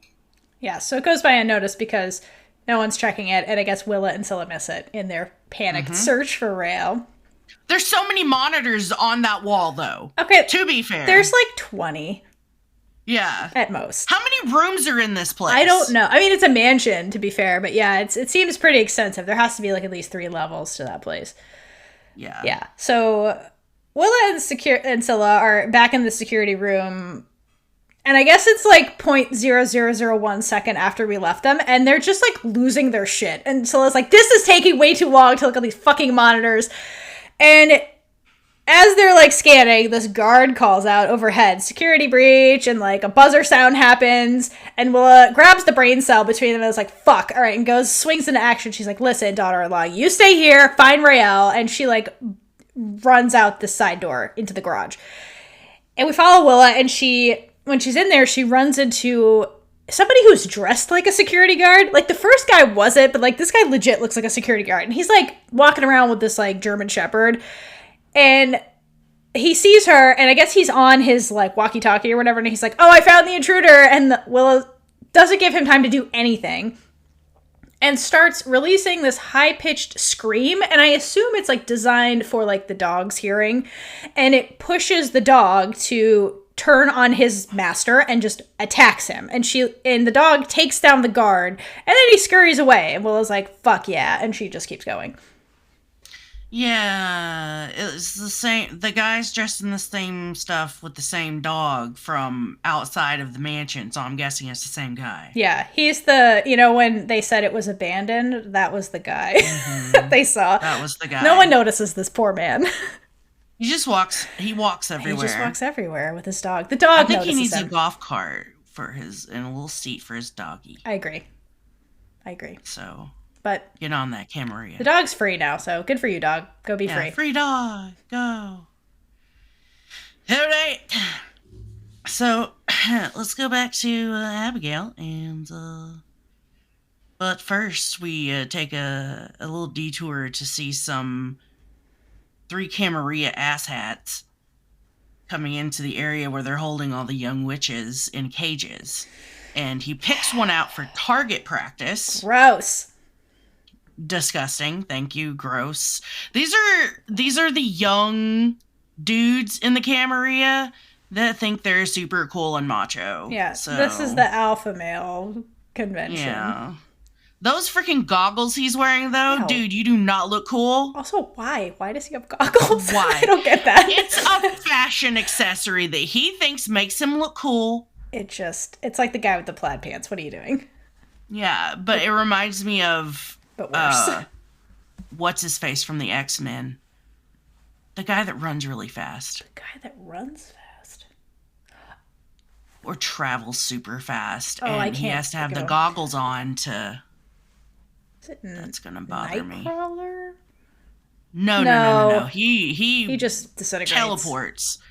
I don't know. This is the guy that goes so fast that he ages super quickly.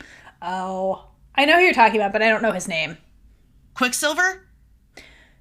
Is that Quicksilver? Maybe? I think it's Quicksilver. Anyway, off of that freaking tangent from me,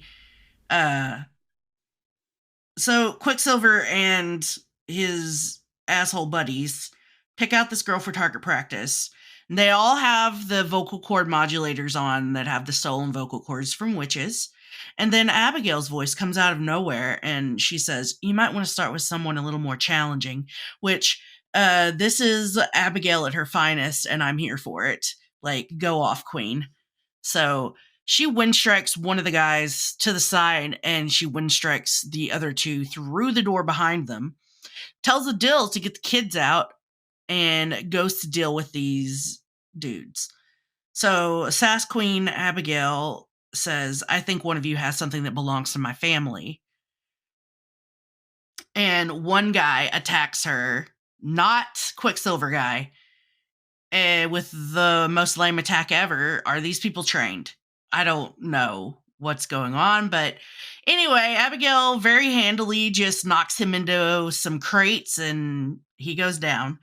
And then the other one uses his voice modulator to speak in Charvel's voice and taunt Abigail, which was a bad idea because that sends Abigail into some flashbacks of finding Charvel and being in the parking deck when Albin was going to cut her throat. And then the guy approaches her and she lets loose some work that blows him into the wall and literally strips his face off of his skull. And he's done for. So she grabs Charvel's vocal cords while his face is dripping, and then she, makes sure, yes, the looks at him, and then the other goon is coming up behind her while she's doing this, but Adil comes in and touches the ground using some earthwork to turn this guy's bones to mush.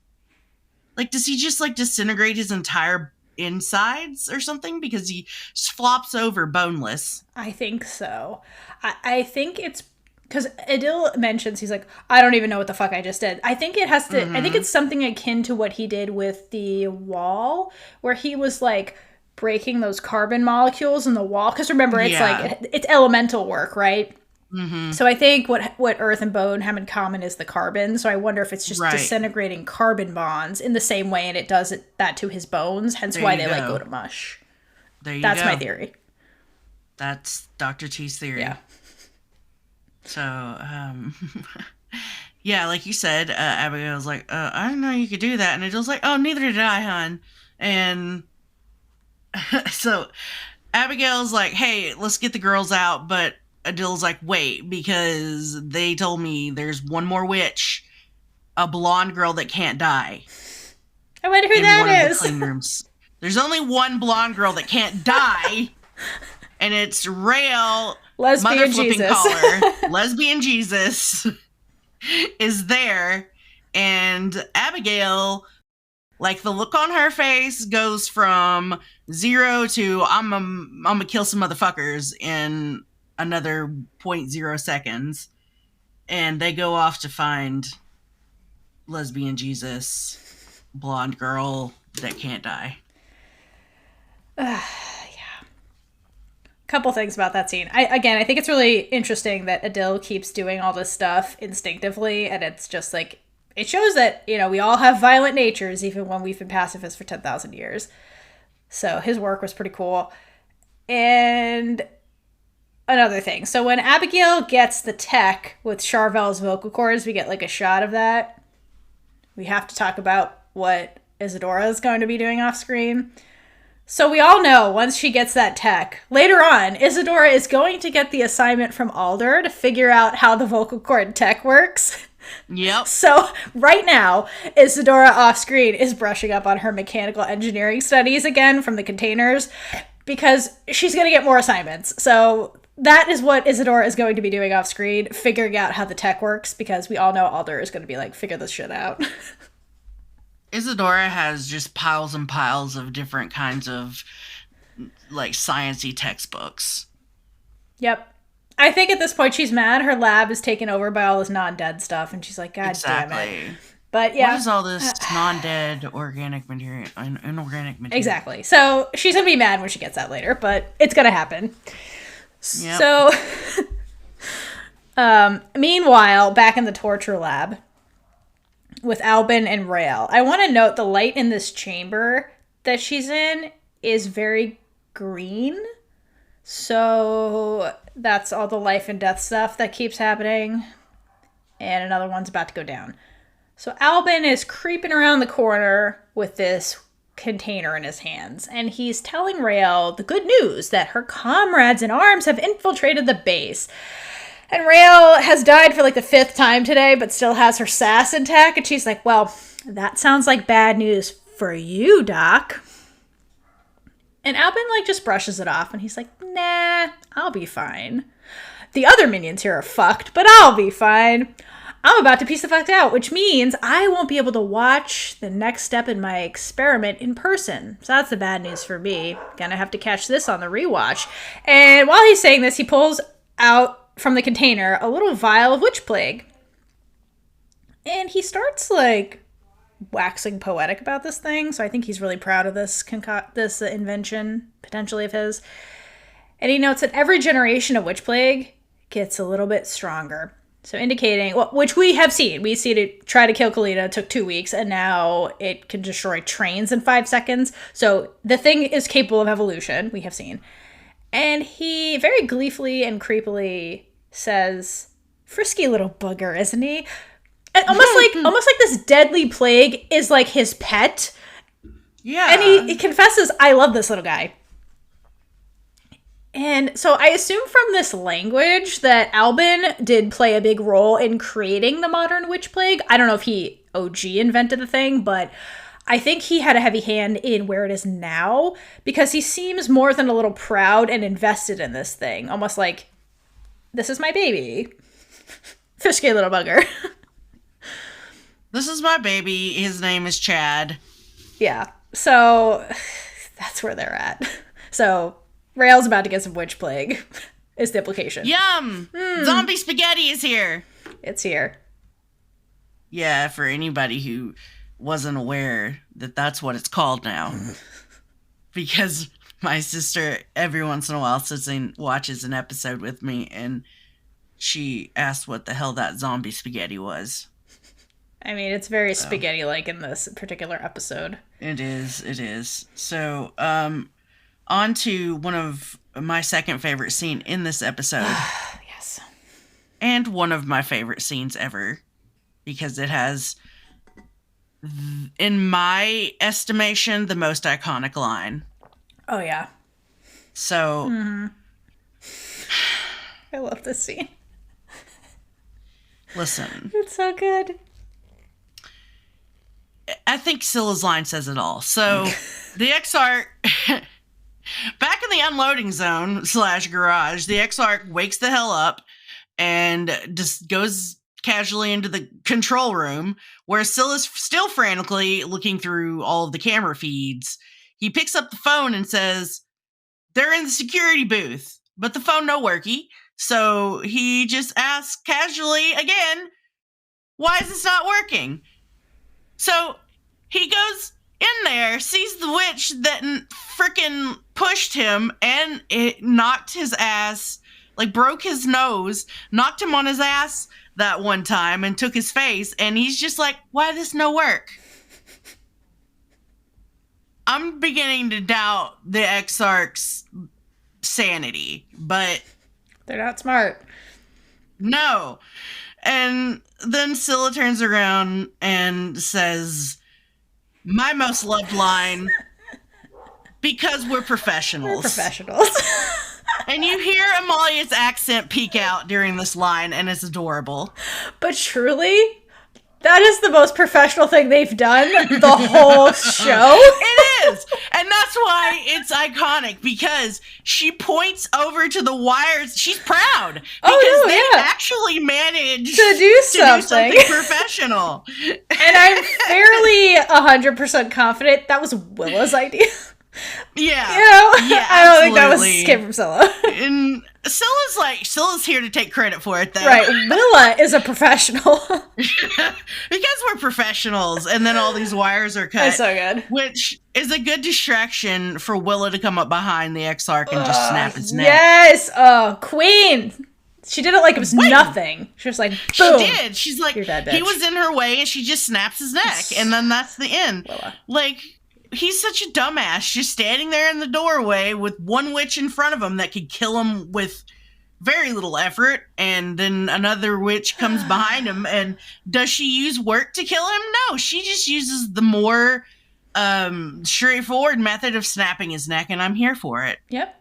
Cue Chicago. He had it coming. Thank you, Willa. That was beautiful. Fuck that guy. It was. We love it. We love it. We love it. Fuck that guy. So, he just falls to the floor. We don't even think about him again. No, fuck that guy. And Scylla turns back to the security feeds and finally finds Raelle. Because she's in the clean room. And on this tiny-ass screen, way above their heads... apparently, Willa has the best vision ever in the world of any person, witch, or whatever, because she can tell that Albin's holding witch plague in his hand in the tiny vial, in the little vial. And the yellow and black screens can tell it's no witch color. There's no color. She's like, that's witch plague. Yeah, that's witch plague. They use that on us in Brussels. I'm like, girl, what's going on here? I don't know. I can't explain it. I can't either. But Willa's a professional. That's all I got. Willa's the professional. She's definitely got the brain cell most of the time. Her first rodeo, I guess. No, not her first rodeo. And so they run off to the clean room. So then we hard cut into the clean room, where Albin is pouring the witch plague onto Raelle's hand, and the black webbing starts engulfing her hand and creeping along her arm, her body, all the way to, like, her neck, and envelops her face. And as this is happening, Albin leaves. He exits the room completely and takes one last glance through the window, like he really wants to stay behind, and because he's the mad scientist, he wants to know how this experiment goes down. But ultimately he's like, well, I'm gonna die, so I leave. And he fucks off. And Raelle is still in the clean room, whimpering and grunting as the witch plague is essentially trying to kill her. And the lights start flickering, and the mycelium releases its golden spores to try and fight the witch plague. So it's the battle of the mycelium versus the witch plague at this point. And we can see that the mycelium, like, manages to ward off the witch plague, because, like, the black webbing recedes from Raelle's face for, like, a heartbeat, but then it comes right black. So it seems like the witch plague in its current form is formidable and is overpowering the mycelium. So with this... The zombie spaghetti is strong. It is. Yeah, it seems like it's a little too strong for the mycelium. And Raelle slips out of consciousness while this is happening back to the mycelium memory room. And she's in there... And she's really scared at this point. And after a beat, she notices the black webbing is taking over her hands in this purgatory room. And it's almost like indicating, well, she's in danger of dying for real from this thing. And the mycelium can't fully protect her, even in this, like, mycelium room that she's in. Yep. Just hammering it home that the witch plague is serious business, and it's the only thing that can kill Raelle. And take over the mycelium as well, which is and take over the mycelium. More powerful than Raelle, so that's a good significant. Yeah. So, yeah, we're going to have to get some backup for the mycelium. Seriously. I'm curious how that's going to work out next season. We shall see. Back to Will-Syl. Mm-hmm. We got Willa and Scylla jogging along the facility. Jesus Christ. In an unhurried manner. Yeah, what is this jogging? I know why. And it's the same reason that when they're shooting another scene this season, they had to tell Taylor to slow the hell down because the camera can't catch that motion if you're running too fast. So it reminds me of, did you ever see the movie Debs? Yes. Okay. The running at the beginning. And you're like, what are these cadets doing? This isn't running. Their form is so bad. Yeah, that's what it reminds me of. So it's all about the camera and the fact that we still don't have the technology to capture running. Well, yeah, because they were doing it as like the camera that was like staying in one spot versus a dolly that would have been better to do actual running. But here we are. It's fine. Yeah, we don't blame them. We don't. They've only got so much budget. Also, they're tired. They've just been through hell. Yeah. They're tired of running. Well, it's like I snapped a guy's neck. You know, it may not have taken that much out of me, but it was a little bit. Also, they don't know the layout of this compound. Yeah. What if they were running around for a while and they got lost? You know, they could be tired. Scylla said she's in the clean room was like she knew where the clean room was. I was wondering what the hell she was talking about. It's labeled on the CCTV footage. Yeah, it is. But they don't know where the fuck it is. Yeah, exactly. What did she, like, casually find a map laying around? Right. It's like, in the room, it's like master plan. And it's got, like, the fire escape thing? Yeah, it's got for the fire escape. Right. The security guard's handbook to the compound. It has the map. Yeah, exactly. So, they were probably running for a while. Yeah, sure. We'll go with that. So, they make it to the clean room, and Scylla's immediate reaction is to break my heart and yell Raelle's name and try to go into the room with her, but Willa stops her. But the way she and screams Raelle, yes, it's so panicked and desperate and scared. Just like all the awards. It crushes my heart every time she screams it. It's crazy. Absolutely. It makes me have feelings. Yes. Even now, I'm getting a little, chill. Mm-hmm. So, Scylla's face, like, that you get, like, a good tight shot on Scylla and Willa's face, and it's just all of the emotions. I actually managed to get a screenshot of it, and I can't look at it for too long. It's like their worst nightmare playing out in front of them. It is. It's both of their worst nightmares. So Scylla's like staring through the glass window of the door with all this worry and fear etched on her face. And Willa, tells her once it touches you, you're done in seconds. And Scylla is watching Raelle. She's not even looking back at Willa and says she's fighting it. And Willa says, for the moment, because they can tell that it's taking over. Like, the witch plague is winning. This is pretty clear that it could kill Raelle. And Willa's face goes through 95 emotions in the span of 1 second. Yeah. From just, like, realizing what she has to do. And she comes to the conclusion that she's the only one that can go in there and save her daughter. So she takes off her coat. I don't know why she did that. I don't know either. I'm like, okay, sure. I was hoping so much that, like, Scylla was going to put it on and give it to Raelle later, but no, she just ditches the coat for some reason. The only thing I can imagine is she wants to have more surface area of her skin exposed to... I guess, maybe. Fucking know. I don't know. I don't know. It was a weird move, but sure. It was a weird move. So, or like she's...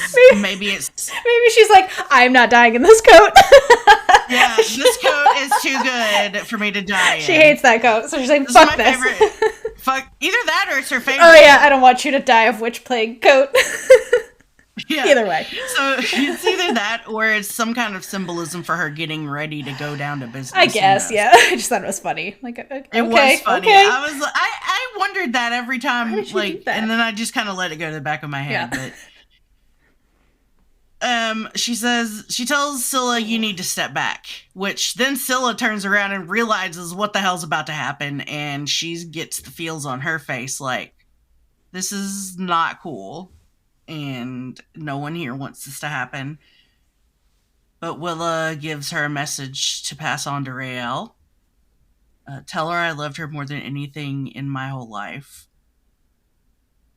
And then Willa goes into the clean room, gives Scylla like that one last... they share one last look. They do. And it's like a saying goodbye. Yes. Without words. Yes. And then it's like so many things in that look was like, goodbye, protect my daughter. I love you. You're the one. I love you, daughter-in-law. Yes. You're the one that's going to have to look after her now. And also, yeah, and it's just, for Scylla, it's so heartbreaking because, like, she finally has, like, a mother figure. Mm-hmm. And, like, it's getting ripped away from her again. And it's just, like, you can tell on her face she wants to, like, stop this. She wants to say something, but has to accept it because she knows Will is right. And it's just, like, it all happens in, like, a second. And it's just, like, ugh. Once again, they have no time to process. No. But they have to, like, accept these things in, like, seconds. Mm-hmm. And it's just... That's why I think they partially hesitate. Because, like, Scylla's like, wait. You're right. Yep. Close. It's so sad. It is very sad. I hate it. So Scylla goes from the door to the big observation window and watches. Like, she's got her hand on the glass. Like, she's just, like, trying to get closer. And she just looks so... like, she's in so much emotional pain. And so am I. She's devastated. She knows what's going to happen. Because, like, she could potentially lose both of them. Like, it's just... Exactly. It sucks. Yeah. Her only family. Yeah, basically. Yeah. The only people that she can count as family and be, have ever been able to be vulnerable with. Right. So Willa starts to heal Raelle in the special collar way. and the witch plague transfers to her. And you can kind of see they use the other shot to give you Raelle's viewpoint. And like as the witch plague transfers over to Willa, Raelle's vision becomes more clear and she can see her mom. So yeah, because it's like she's like her consciousness is kind of coming back to reality versus the mycelium purgatory world. Exactly. So she sees Willa's face, and you can even kind of tell through all of the weirdness that she's going on with her half-consciousness that she's somewhat confused. So at that moment, guess what? Guess who comes to the party, finally? Abigail! Yeah, so Abigail's like, what are you doing here? So this old animosity is back. And I love, here's the thing, because Amalia talks about this in After the Storm. Their relationship, Scylla and Abigail, each one of them thinks the other is a little bit stupid and a little bit brainwashed. Mm-hmm. But here in this moment, where they're there to rescue Raelle, well, Willa and Scylla are there to rescue Raelle, and Abigail was there to get the vocal cords back. Mm-hmm. In that moment, Abigail can't, like, put that aside immediately. She has to, like, go in there with her big witch energy and be like, what the hell are you doing here? So, obviously, Scylla's like, fuck this, I'm not playing your game. I'm here for the same reason you are. And I'm like, well, not really, but sure, okay. Whatever. And then Abigail asks who is in there with Raelle, and Scylla says that is her mother. And Abigail's response is to try to go into the room, but Scylla stops her in an act of kindness that I'm not sure I could have done in Scylla's place at that moment. It says it'll kill you too, Abigail. But, you know, she doesn't want Abigail to die. Okay, and remember, Scylla is literally saving Abigail's life in this scene. Yes. And Abigail never thanks her. Never. Again, this is another instance of Scylla saving everybody's ass and never getting thanks. So it's why I love the van scene with Willa so much, because somebody finally thanks her for saving somebody else's ass. So like this is her doing it again, and she never gets thanked for this. It's fucked up. It is fucked up. They better address this. I hope so. Season Give 3. Scylla some credit for being a hero. She's a hero a lot of the time. Nobody thanks her. She is. She just freaking turned that 180 and went from what they would consider a villain to what anyone would consider a hero. Right. But still gets shit from Abigail. Also, I found it weird that Abigail, like, Scylla's like, that's her mom. And Abigail's like what? Right, there's no, like, what the fuck are you talking about? Is she dead? Like, she's just, like, silently tries to storm into the room. Yeah, like, sure. Let me go in there and see, see what's going on. It was so weird. She's like, so weird. Okay, bitch. And she just tries to go in the room. She's it's like, so weird. Okay, she's supposed to be dead, so whatever. That's her ghost. I don't know. Yeah, right. I don't know. That was weird. But anyway. Yeah, because if she's so suspicious of Scylla being there... Right. Wouldn't you be suspicious of who that woman really is? But maybe she is, and she's like, I'm not listening to you. I'm going to that room. Yeah, so she just goes in the room. Yeah, that can only be the only explanation for it. By that point, the witch plague is going up Willa's face and all over her body, and she steps away from Raelle as the witch plague kills her, and she falls to the ground. And we all cry. Yeah. Except for Abigail. Well, Abigail generally doesn't know what the fuck is happening, to be honest. Yep. So, yes, while that happens, we cut into the mycelium room with Raelle. And she's kind of like, just like kind of doesn't know what the fuck is going on. She looks really kind of scared. And then Willa appears behind her. And at this moment, Willa is in fact dying from the witch plague. So Willa is crossing over into the realm of death at this point. And death is like, you know, the underworld. It's occupied by the fungi, like the mycelium. So I think what's happening here is when they linked during the healing, Willa's subconscious found Raelle in the mycelium. And that's kind of where their subconsciousness are meeting, because they're both in this in-between life and death phase at this point. Like, the mycelium is currently healing Raelle, and that's why she was like kind of seeing Willa. It was blurred, but like indicating that like the mycelium is healing her back to life, but like Willa is transferring in the opposite direction into the realm of death. So they're meeting in the middle is what this really is. And Willa found Raelle when they were linking.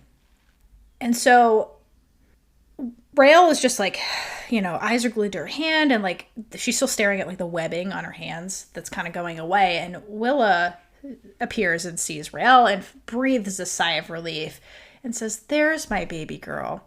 And finally, for the first time ever on screen, these two are reunited.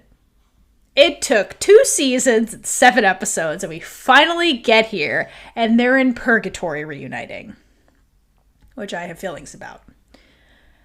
But Raelle doesn't really super question this. She's just like, mom, and like can hardly keep her shit together, and just like rushes over and starts like immediately, like all of her emotions just like come out, and she just starts bawling.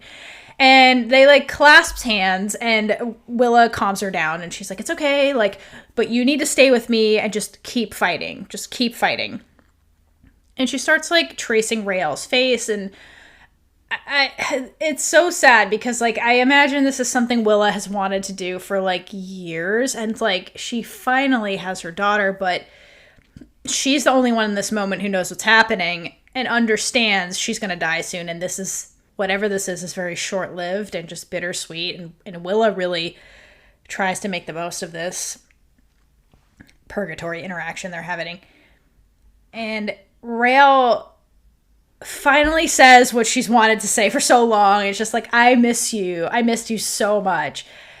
And that has to hurt to Willa a lot. And she's just like holding Raelle's hands and like caressing her palms. And kind of as Willa's processing that, like Raelle does some quick math and kind of realizes what's happening. And she's like, am I like, and she's about to say, am I dead? Am I going to die? And Willa gives her that firm no that Scylla gave her in the van and says, no, but we don't have a lot of time.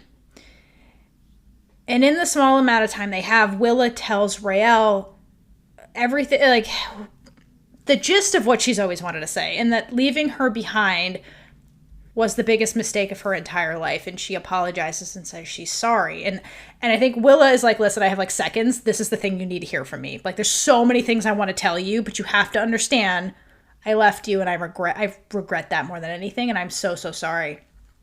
And Raelle is like, well, left me? Like, what are you talking about? Because like at this point, she still thinks her mom had died. She doesn't know what the fuck is happening. And as she's trying to like question her mother, like the witch plague starts creeping all over Willa's body, so indicating that like it is killing her in real life, and it starts creeping towards her face.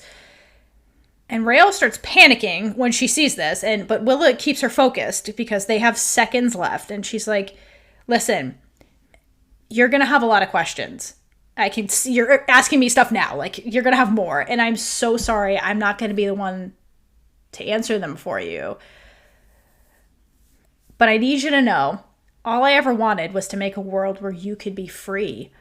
I've always loved you more than anything. And Raelle starts crying, and she doesn't get it. And just is like, what the, like, this is really weird. It's like, I have my mom, but she's saying all this weird stuff to me. I don't understand where I'm at right now in this mushroom land. Like, it's so confusing and overwhelming for Raelle. It's a lot to hear in like 3 seconds. And at this point, the witch plague has its like death grip on Mama Collar, and she says her final words to Raelle, which is, I hope one day you'll forgive me. And Raelle cries and just like starts begging her mother to stay, but her mother is like physically walking away from her, so symbolizing Willa is in fact crossing over into the underworld. She's crossing over into death, and she just slips back into consciousness in real time. And that's the last time they see each other, or the first and last time we see them see each other while they're both alive. Thanks, I hate it. I hate so many things about the Willa Collar storyline. I feel like it could have been better, like you've expressed so many times. Yep. So. But poor Raelle. Again, so this is another form of torture. She finally has her mother. Her mom's saying all this cryptic shit. And then she just leaves. Poor Raelle. Yeah, like, when she wakes up, she turns her head and sees her mom covered in zombie spaghetti on the floor. And it's like, oh, hi.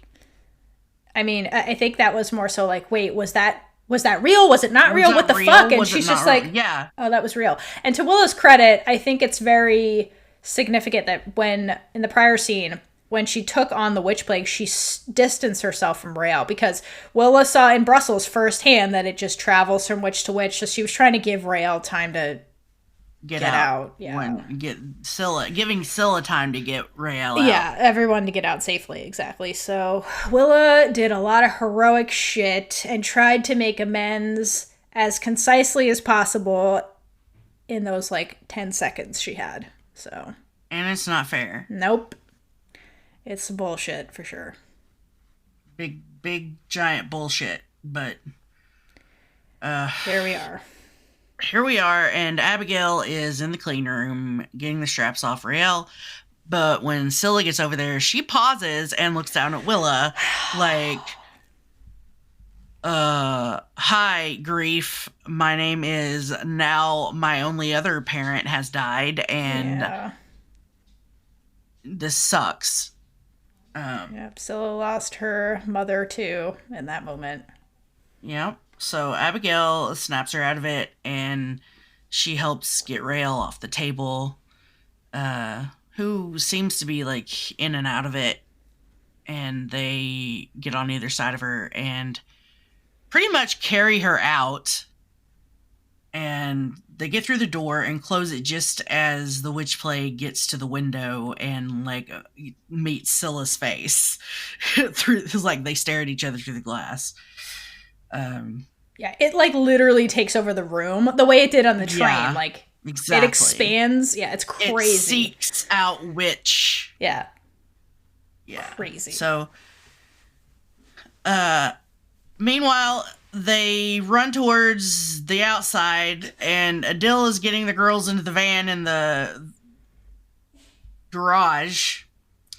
And when Scylla, Raelle, and Abigail make it out there, and he, raises a hand and is like, over here! And Scylla balks and is like, the fuck is this dude? I know, I love this scene. She's afraid of him. She's like, who the fuck is this? Yeah, exactly. And Abigail's like, he's with me. And I'm like, Scylla's like, that doesn't mean anything to me. Right. That's somehow worse. Exactly. So they go over to the van and start to put Raelle in. My favorite part of this whole scene is when Scylla just unceremoniously pushes Abigail out of the way by picking Raelle up and handing her into the van for Adil to set down. And it's just like, out the way. Scylla's got this. It's her girl. She doesn't need you to, this is not your operation. Willa, I'm sorry, Raelle is Scylla's responsibility. In her mind, she's like, this is, she's like, I'm not leaving her. I'm not going to give up taking care of her to you. Yeah. This was her mission all along. And she's like, Willa just didn't sacrifice herself for us to fuck up at the last second. I'm seeing this through the end. Exactly. So Abigail's looking all pissy, and I'm like, girl, really? Do we really need to have this fight now? This wasn't even your mission, Abigail. You just happened to find them. And yet here we are, with Abigail confronting Scylla and being all bitchy about it. We can handle this from here.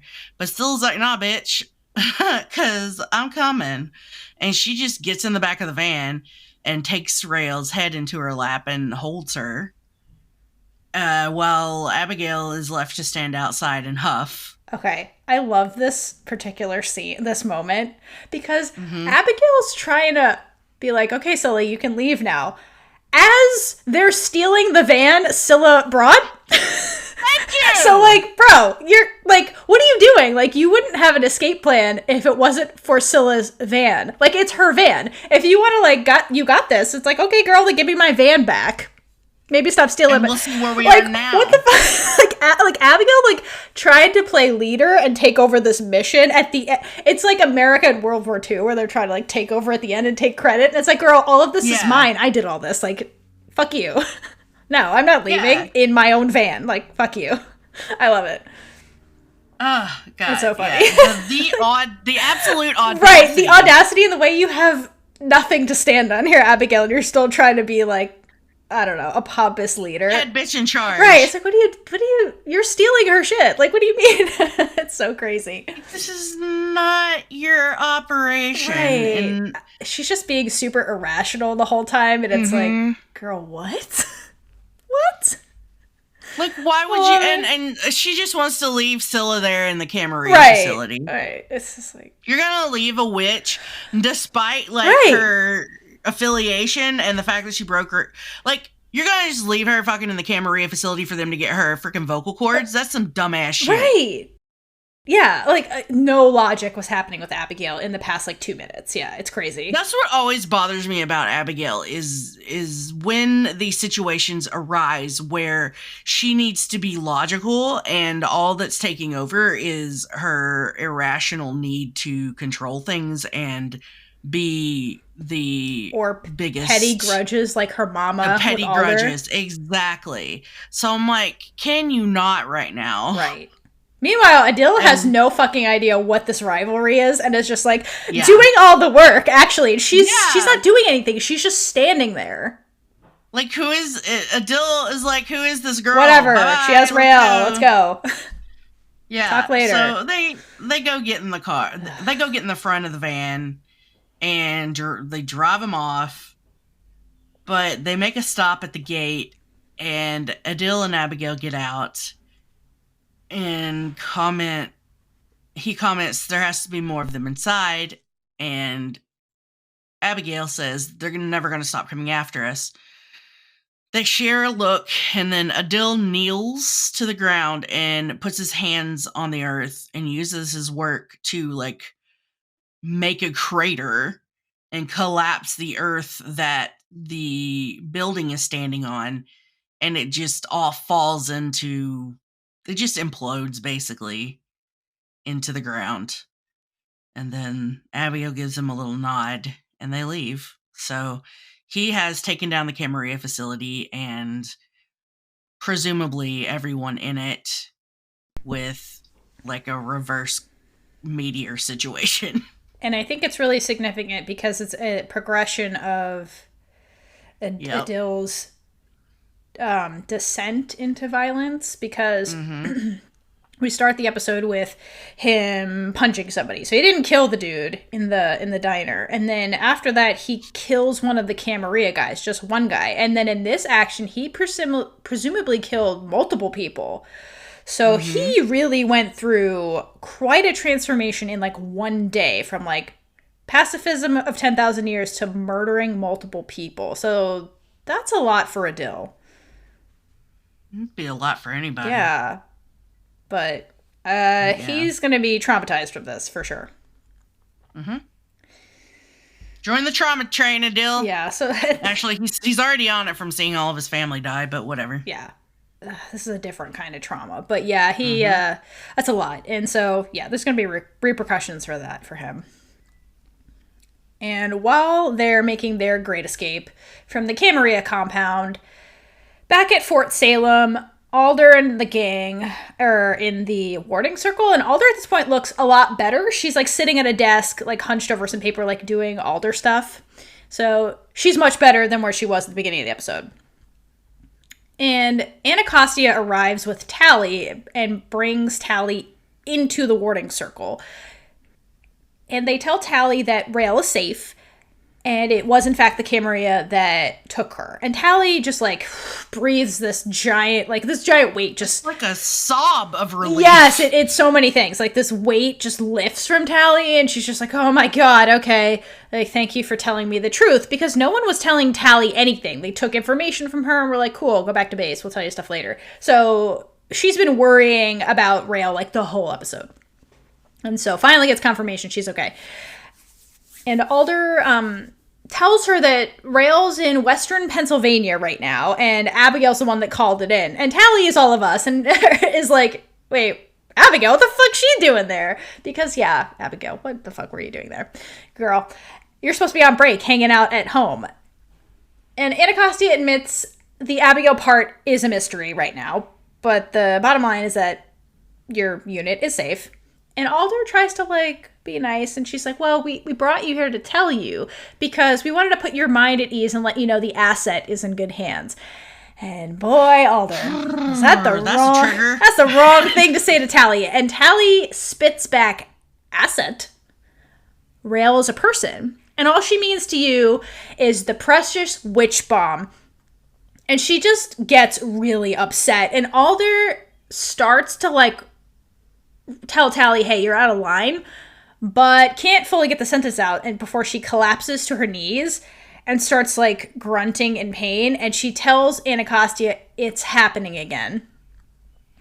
So the work from the spree is happening inside the warder circle, which is crazy, or warding circle.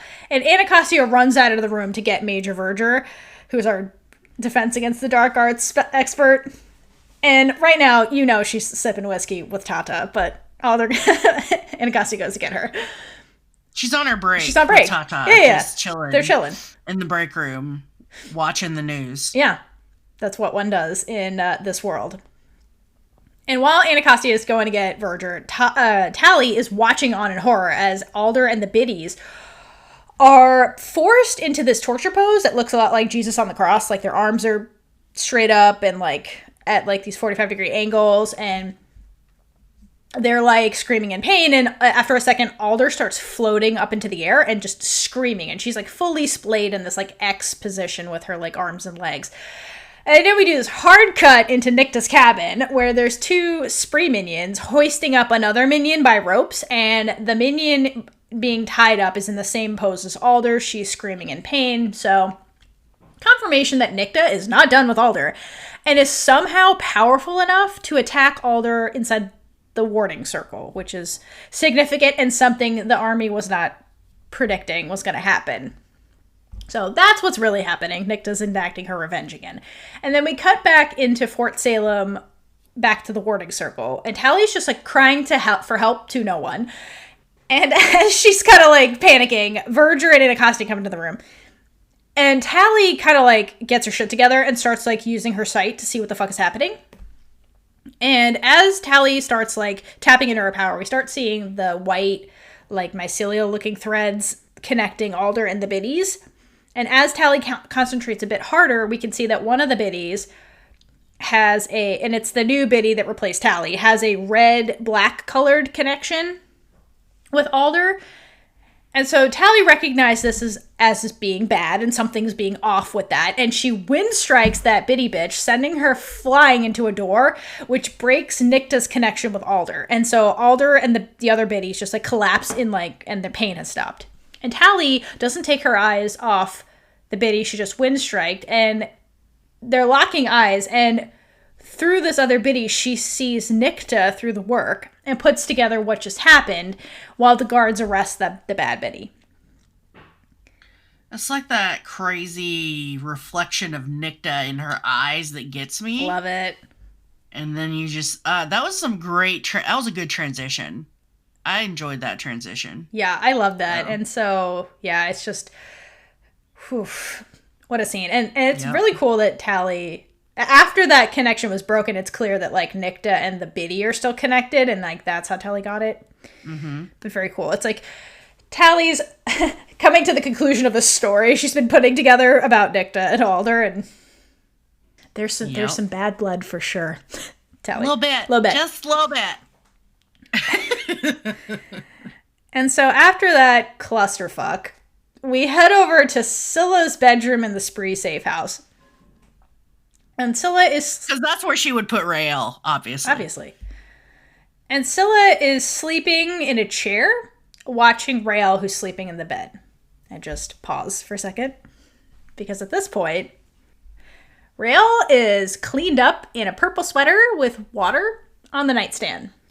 So, in the time elapse from the van getaway to the safe house, someone took care of Raelle while she was unconscious. And my money's on Scylla, who probably gave her a bath with Abigail hovering over her shoulder, and then dressed Raelle in her own clothing because none of the Fort Salem people brought any kind of extra clothes aside from the ones on their backs. So that purple sweater came from somewhere, and it's probably Scylla's, which is so cute. And then she got her water for when she wakes up because Raelle's been crying and she was probably super dehydrated and probably needs a bunch of water and like fluids.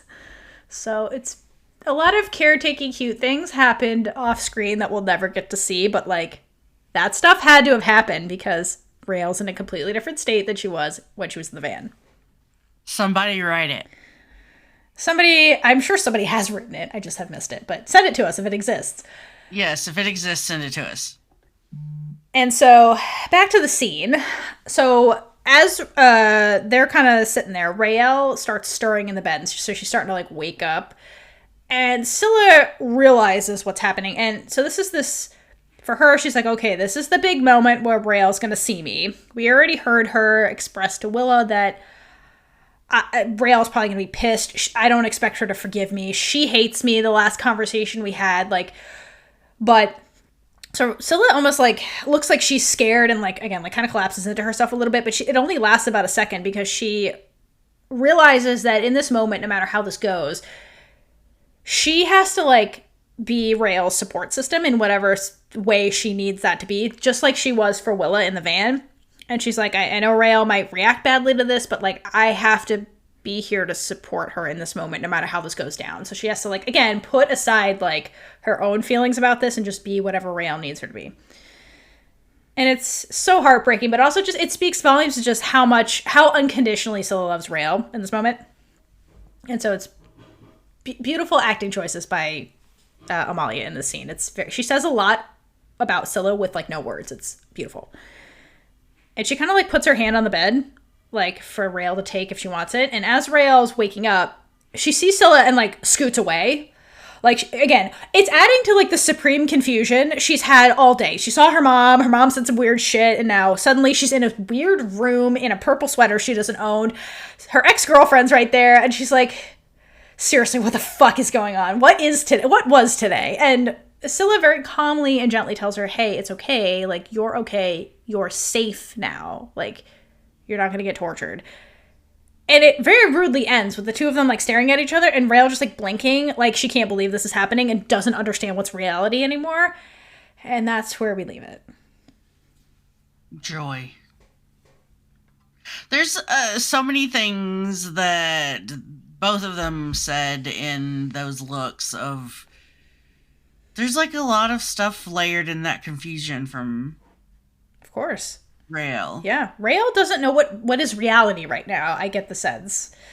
Because she just saw her mom, who was dead in her mind, and like all this weird shit. And then she's like, is this real? Am I really dead? Because I thought you were dead, Scylla.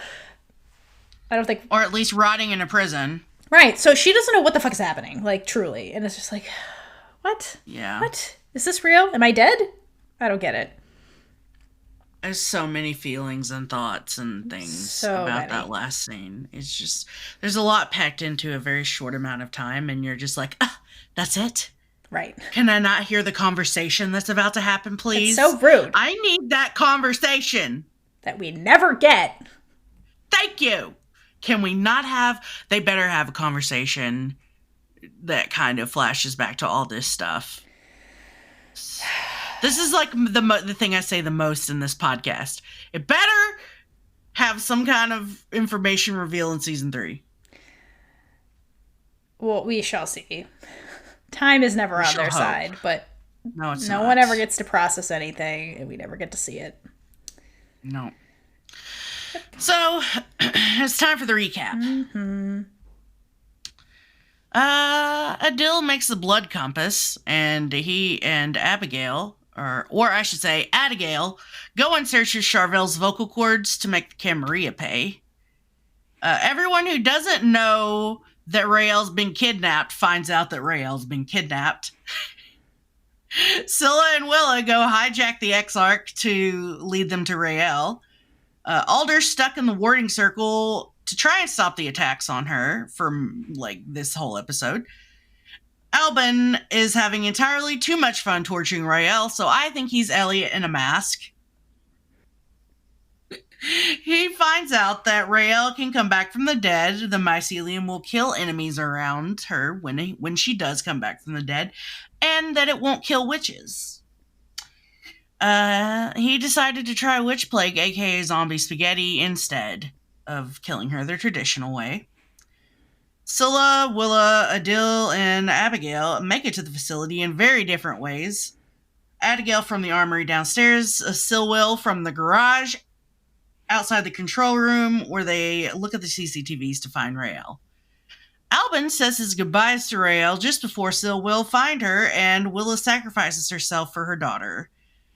So, Raelle and Willa meet in the mycelium, and Willa apologizes while Raelle is further traumatized by finding out her mother was alive, maybe, or maybe not, or maybe not, and now she's dead again.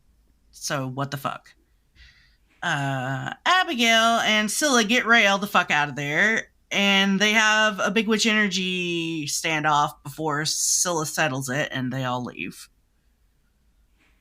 Adil reverse asteroids the Camarilla facility, and they end up back at the Spree house. Alder is attacked by Nicta again, but Tally saves her ass by saying that the attack is coming through a conduit, aka one of the biddies, and blasts that bitch out of the warding circle. And Raelle wakes up to find her ex, who's supposed to be rotting in a Caribbean prison, watching over her and is understandably taken aback. And that's episode 7. Irrevocable. Oh, man. The trauma is irrevocable. Seriously, everyone was traumatized in that episode. Everyone. Yes, Every absolutely. single person. So, it's time for the award. Who'd you give it to? Adil. Oh, nice. Adil, because he takes such a giant turn in this episode from the first time he does violence to another person to him killing a facility full of people. He shows his work. We get an insight into his situation as far as his family and how he's watched them all die. And we get to know just a little more about him, and I enjoy that. And he kind of kicked ass. He definitely kicked ass. All very good reasons. Yeah, Adil had quite a bit of flexing in this episode. So yeah, he is supremely powerful. We can see, and he doesn't even fully understand what he's doing. Like when it comes to like the murdering bit, because why would he? So it's, if that's what he can do without realizing it, imagine what he could do if he trained, kind of thing. So I think it speaks to the power of the Tarim too, that's been hidden. Yeah, which is kind of what Abigail's point was since the beginning. Like, imagine what we could, she's saying, imagine what the army could do with this, but it's really imagine what Adil could do with this. Imagine what the Tarim and the army could do together. Exactly. That's the big picture. Mm-hmm. So yeah, very cool with Adil. I agree with that. That's a good Biggest Witch Energy Award winner. I am going to throw somebody else in there, and that's Willa Collar. That would be my second choice. Because, I mean, she had the brain cell, and I assume this whole, like, let's get into the base was her plan. And she executed it beautifully. And even though, you know, they found Raelle at a not the ideal time, Willa made the ultimate sacrifice and understood that, like, I'm the only one with the correct power to do this task. Even if it takes me down, I have to be the one that does it. She makes the ultimate sacrifice for her daughter. And that takes a crazy amount of strength. And, you know, she had the character to apologize to her daughter. And, like, you know, poor Willa, she just went through hell and she was scared and worried the whole time, but still, you know, at the end of the day, she did what she had to do, and she did what is a huge reason why her daughter made it out alive. And now at this time, I have to rant about Willa Collar. So Willa Collar, I have to give it to her here too, because this was just a taste of what Willa Collar was. Because we don't get much Willa Collar, and this was probably the most we got about who the fuck Willa Collar is from Willa Collar. And this bothers me, because Willa Collar was the big season 1 finale cliffhanger. It's like, okay, we thought she was dead. Willa Collar was the reason Raelle was so traumatized. It's been this giant part of Raelle's character arc and who she is today by losing her mother. And at the end, we find out she's alive. And it's like, oh. But then we have like 3 scenes with Willa up until this episode. And it's like, why did you bring her back if we're not going to really do anything with her? And most of the things we learn about Willa Collar, we learn through other characters. Like, we learn a lot about who Willa was in the army from Quinn. We get assumptions about who Willa is from, like, her conversations with Scylla, but it's, like, Scylla saying things, not Willa saying things. And, like, finally, we get the conversation in the van where, like, Willa is being candid and saying things about herself. She finally gets to see Raelle, and then, like, she dies 3 seconds later. It's like, what the fuck was the point of all of that? Like, what was the point of, like, any of that, truly? It's just crazy. You don't know how long Theora's been holding this back. It bothers me so much, because they could have done so much more with Willa, but she was done so dirty, because it's like they brought her back to die and traumatize Raelle, and that was it. It's like, what was really accomplished here? Like, really? As usual, I have no answers. Right. So Raelle loses her mother twice. One, because the army told her she was dead, and now she, like, literally lost her for real and watched her mom die. And it's just like, Raelle doesn't realize that quite yet in this episode, but she's going to have to process that. Like, oh, she wasn't dead, and I just lost her again when I had her for, like, 3 seconds in a dream. Like, come on. It bothers me a lot. So Willa Collar gets it for me, because I think she is this big, huge, crazy, powerful witch who invented this, as part of a line of people who brought out this new version of magic to save, like, to fix people. And that's the reason her daughter was able to be saved. And it's just like, we never got enough of Willa. Like, so she gets it for me. R.I.P. Queen, you were done dirty. You were done dirty. I'm going to agree with that. I am unhappy with that situation as well. Yeah, me too. And it's weird, because it's like, if you think about Quinn and Scylla, it's like, it's kind of like what happened to Raelle, where, like, Quinn knew Willa in the army, and so she knew, like, past Willa fairly-ish well, but Scylla knows present Willa the best, honestly, because Willa was, like, really honest with her, which I don't see Willa doing with many people. So it's almost like with Raelle, where, like, Scylla knows present Raelle, and, like, Willa knew past Raelle. So it's, like, weird that mother-daughter went down this really similar-ish path, in a way.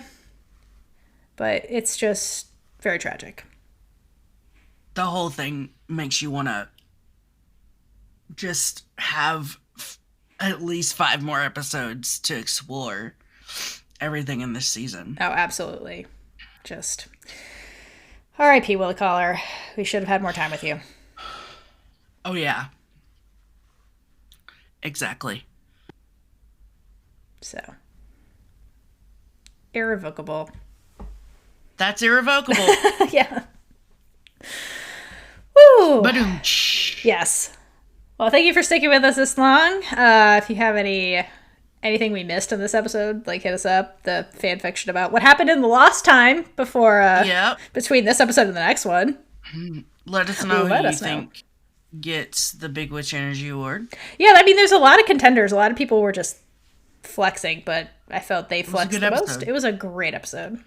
So, alrighty. Catch you next time. Yep. Bye. And with that, we've been Big Witch Energy. If you like this episode, check out all of our other episodes right here on YouTube. Please like, comment below, and subscribe for more amazing content. Hydrate for Lesbian Jesus.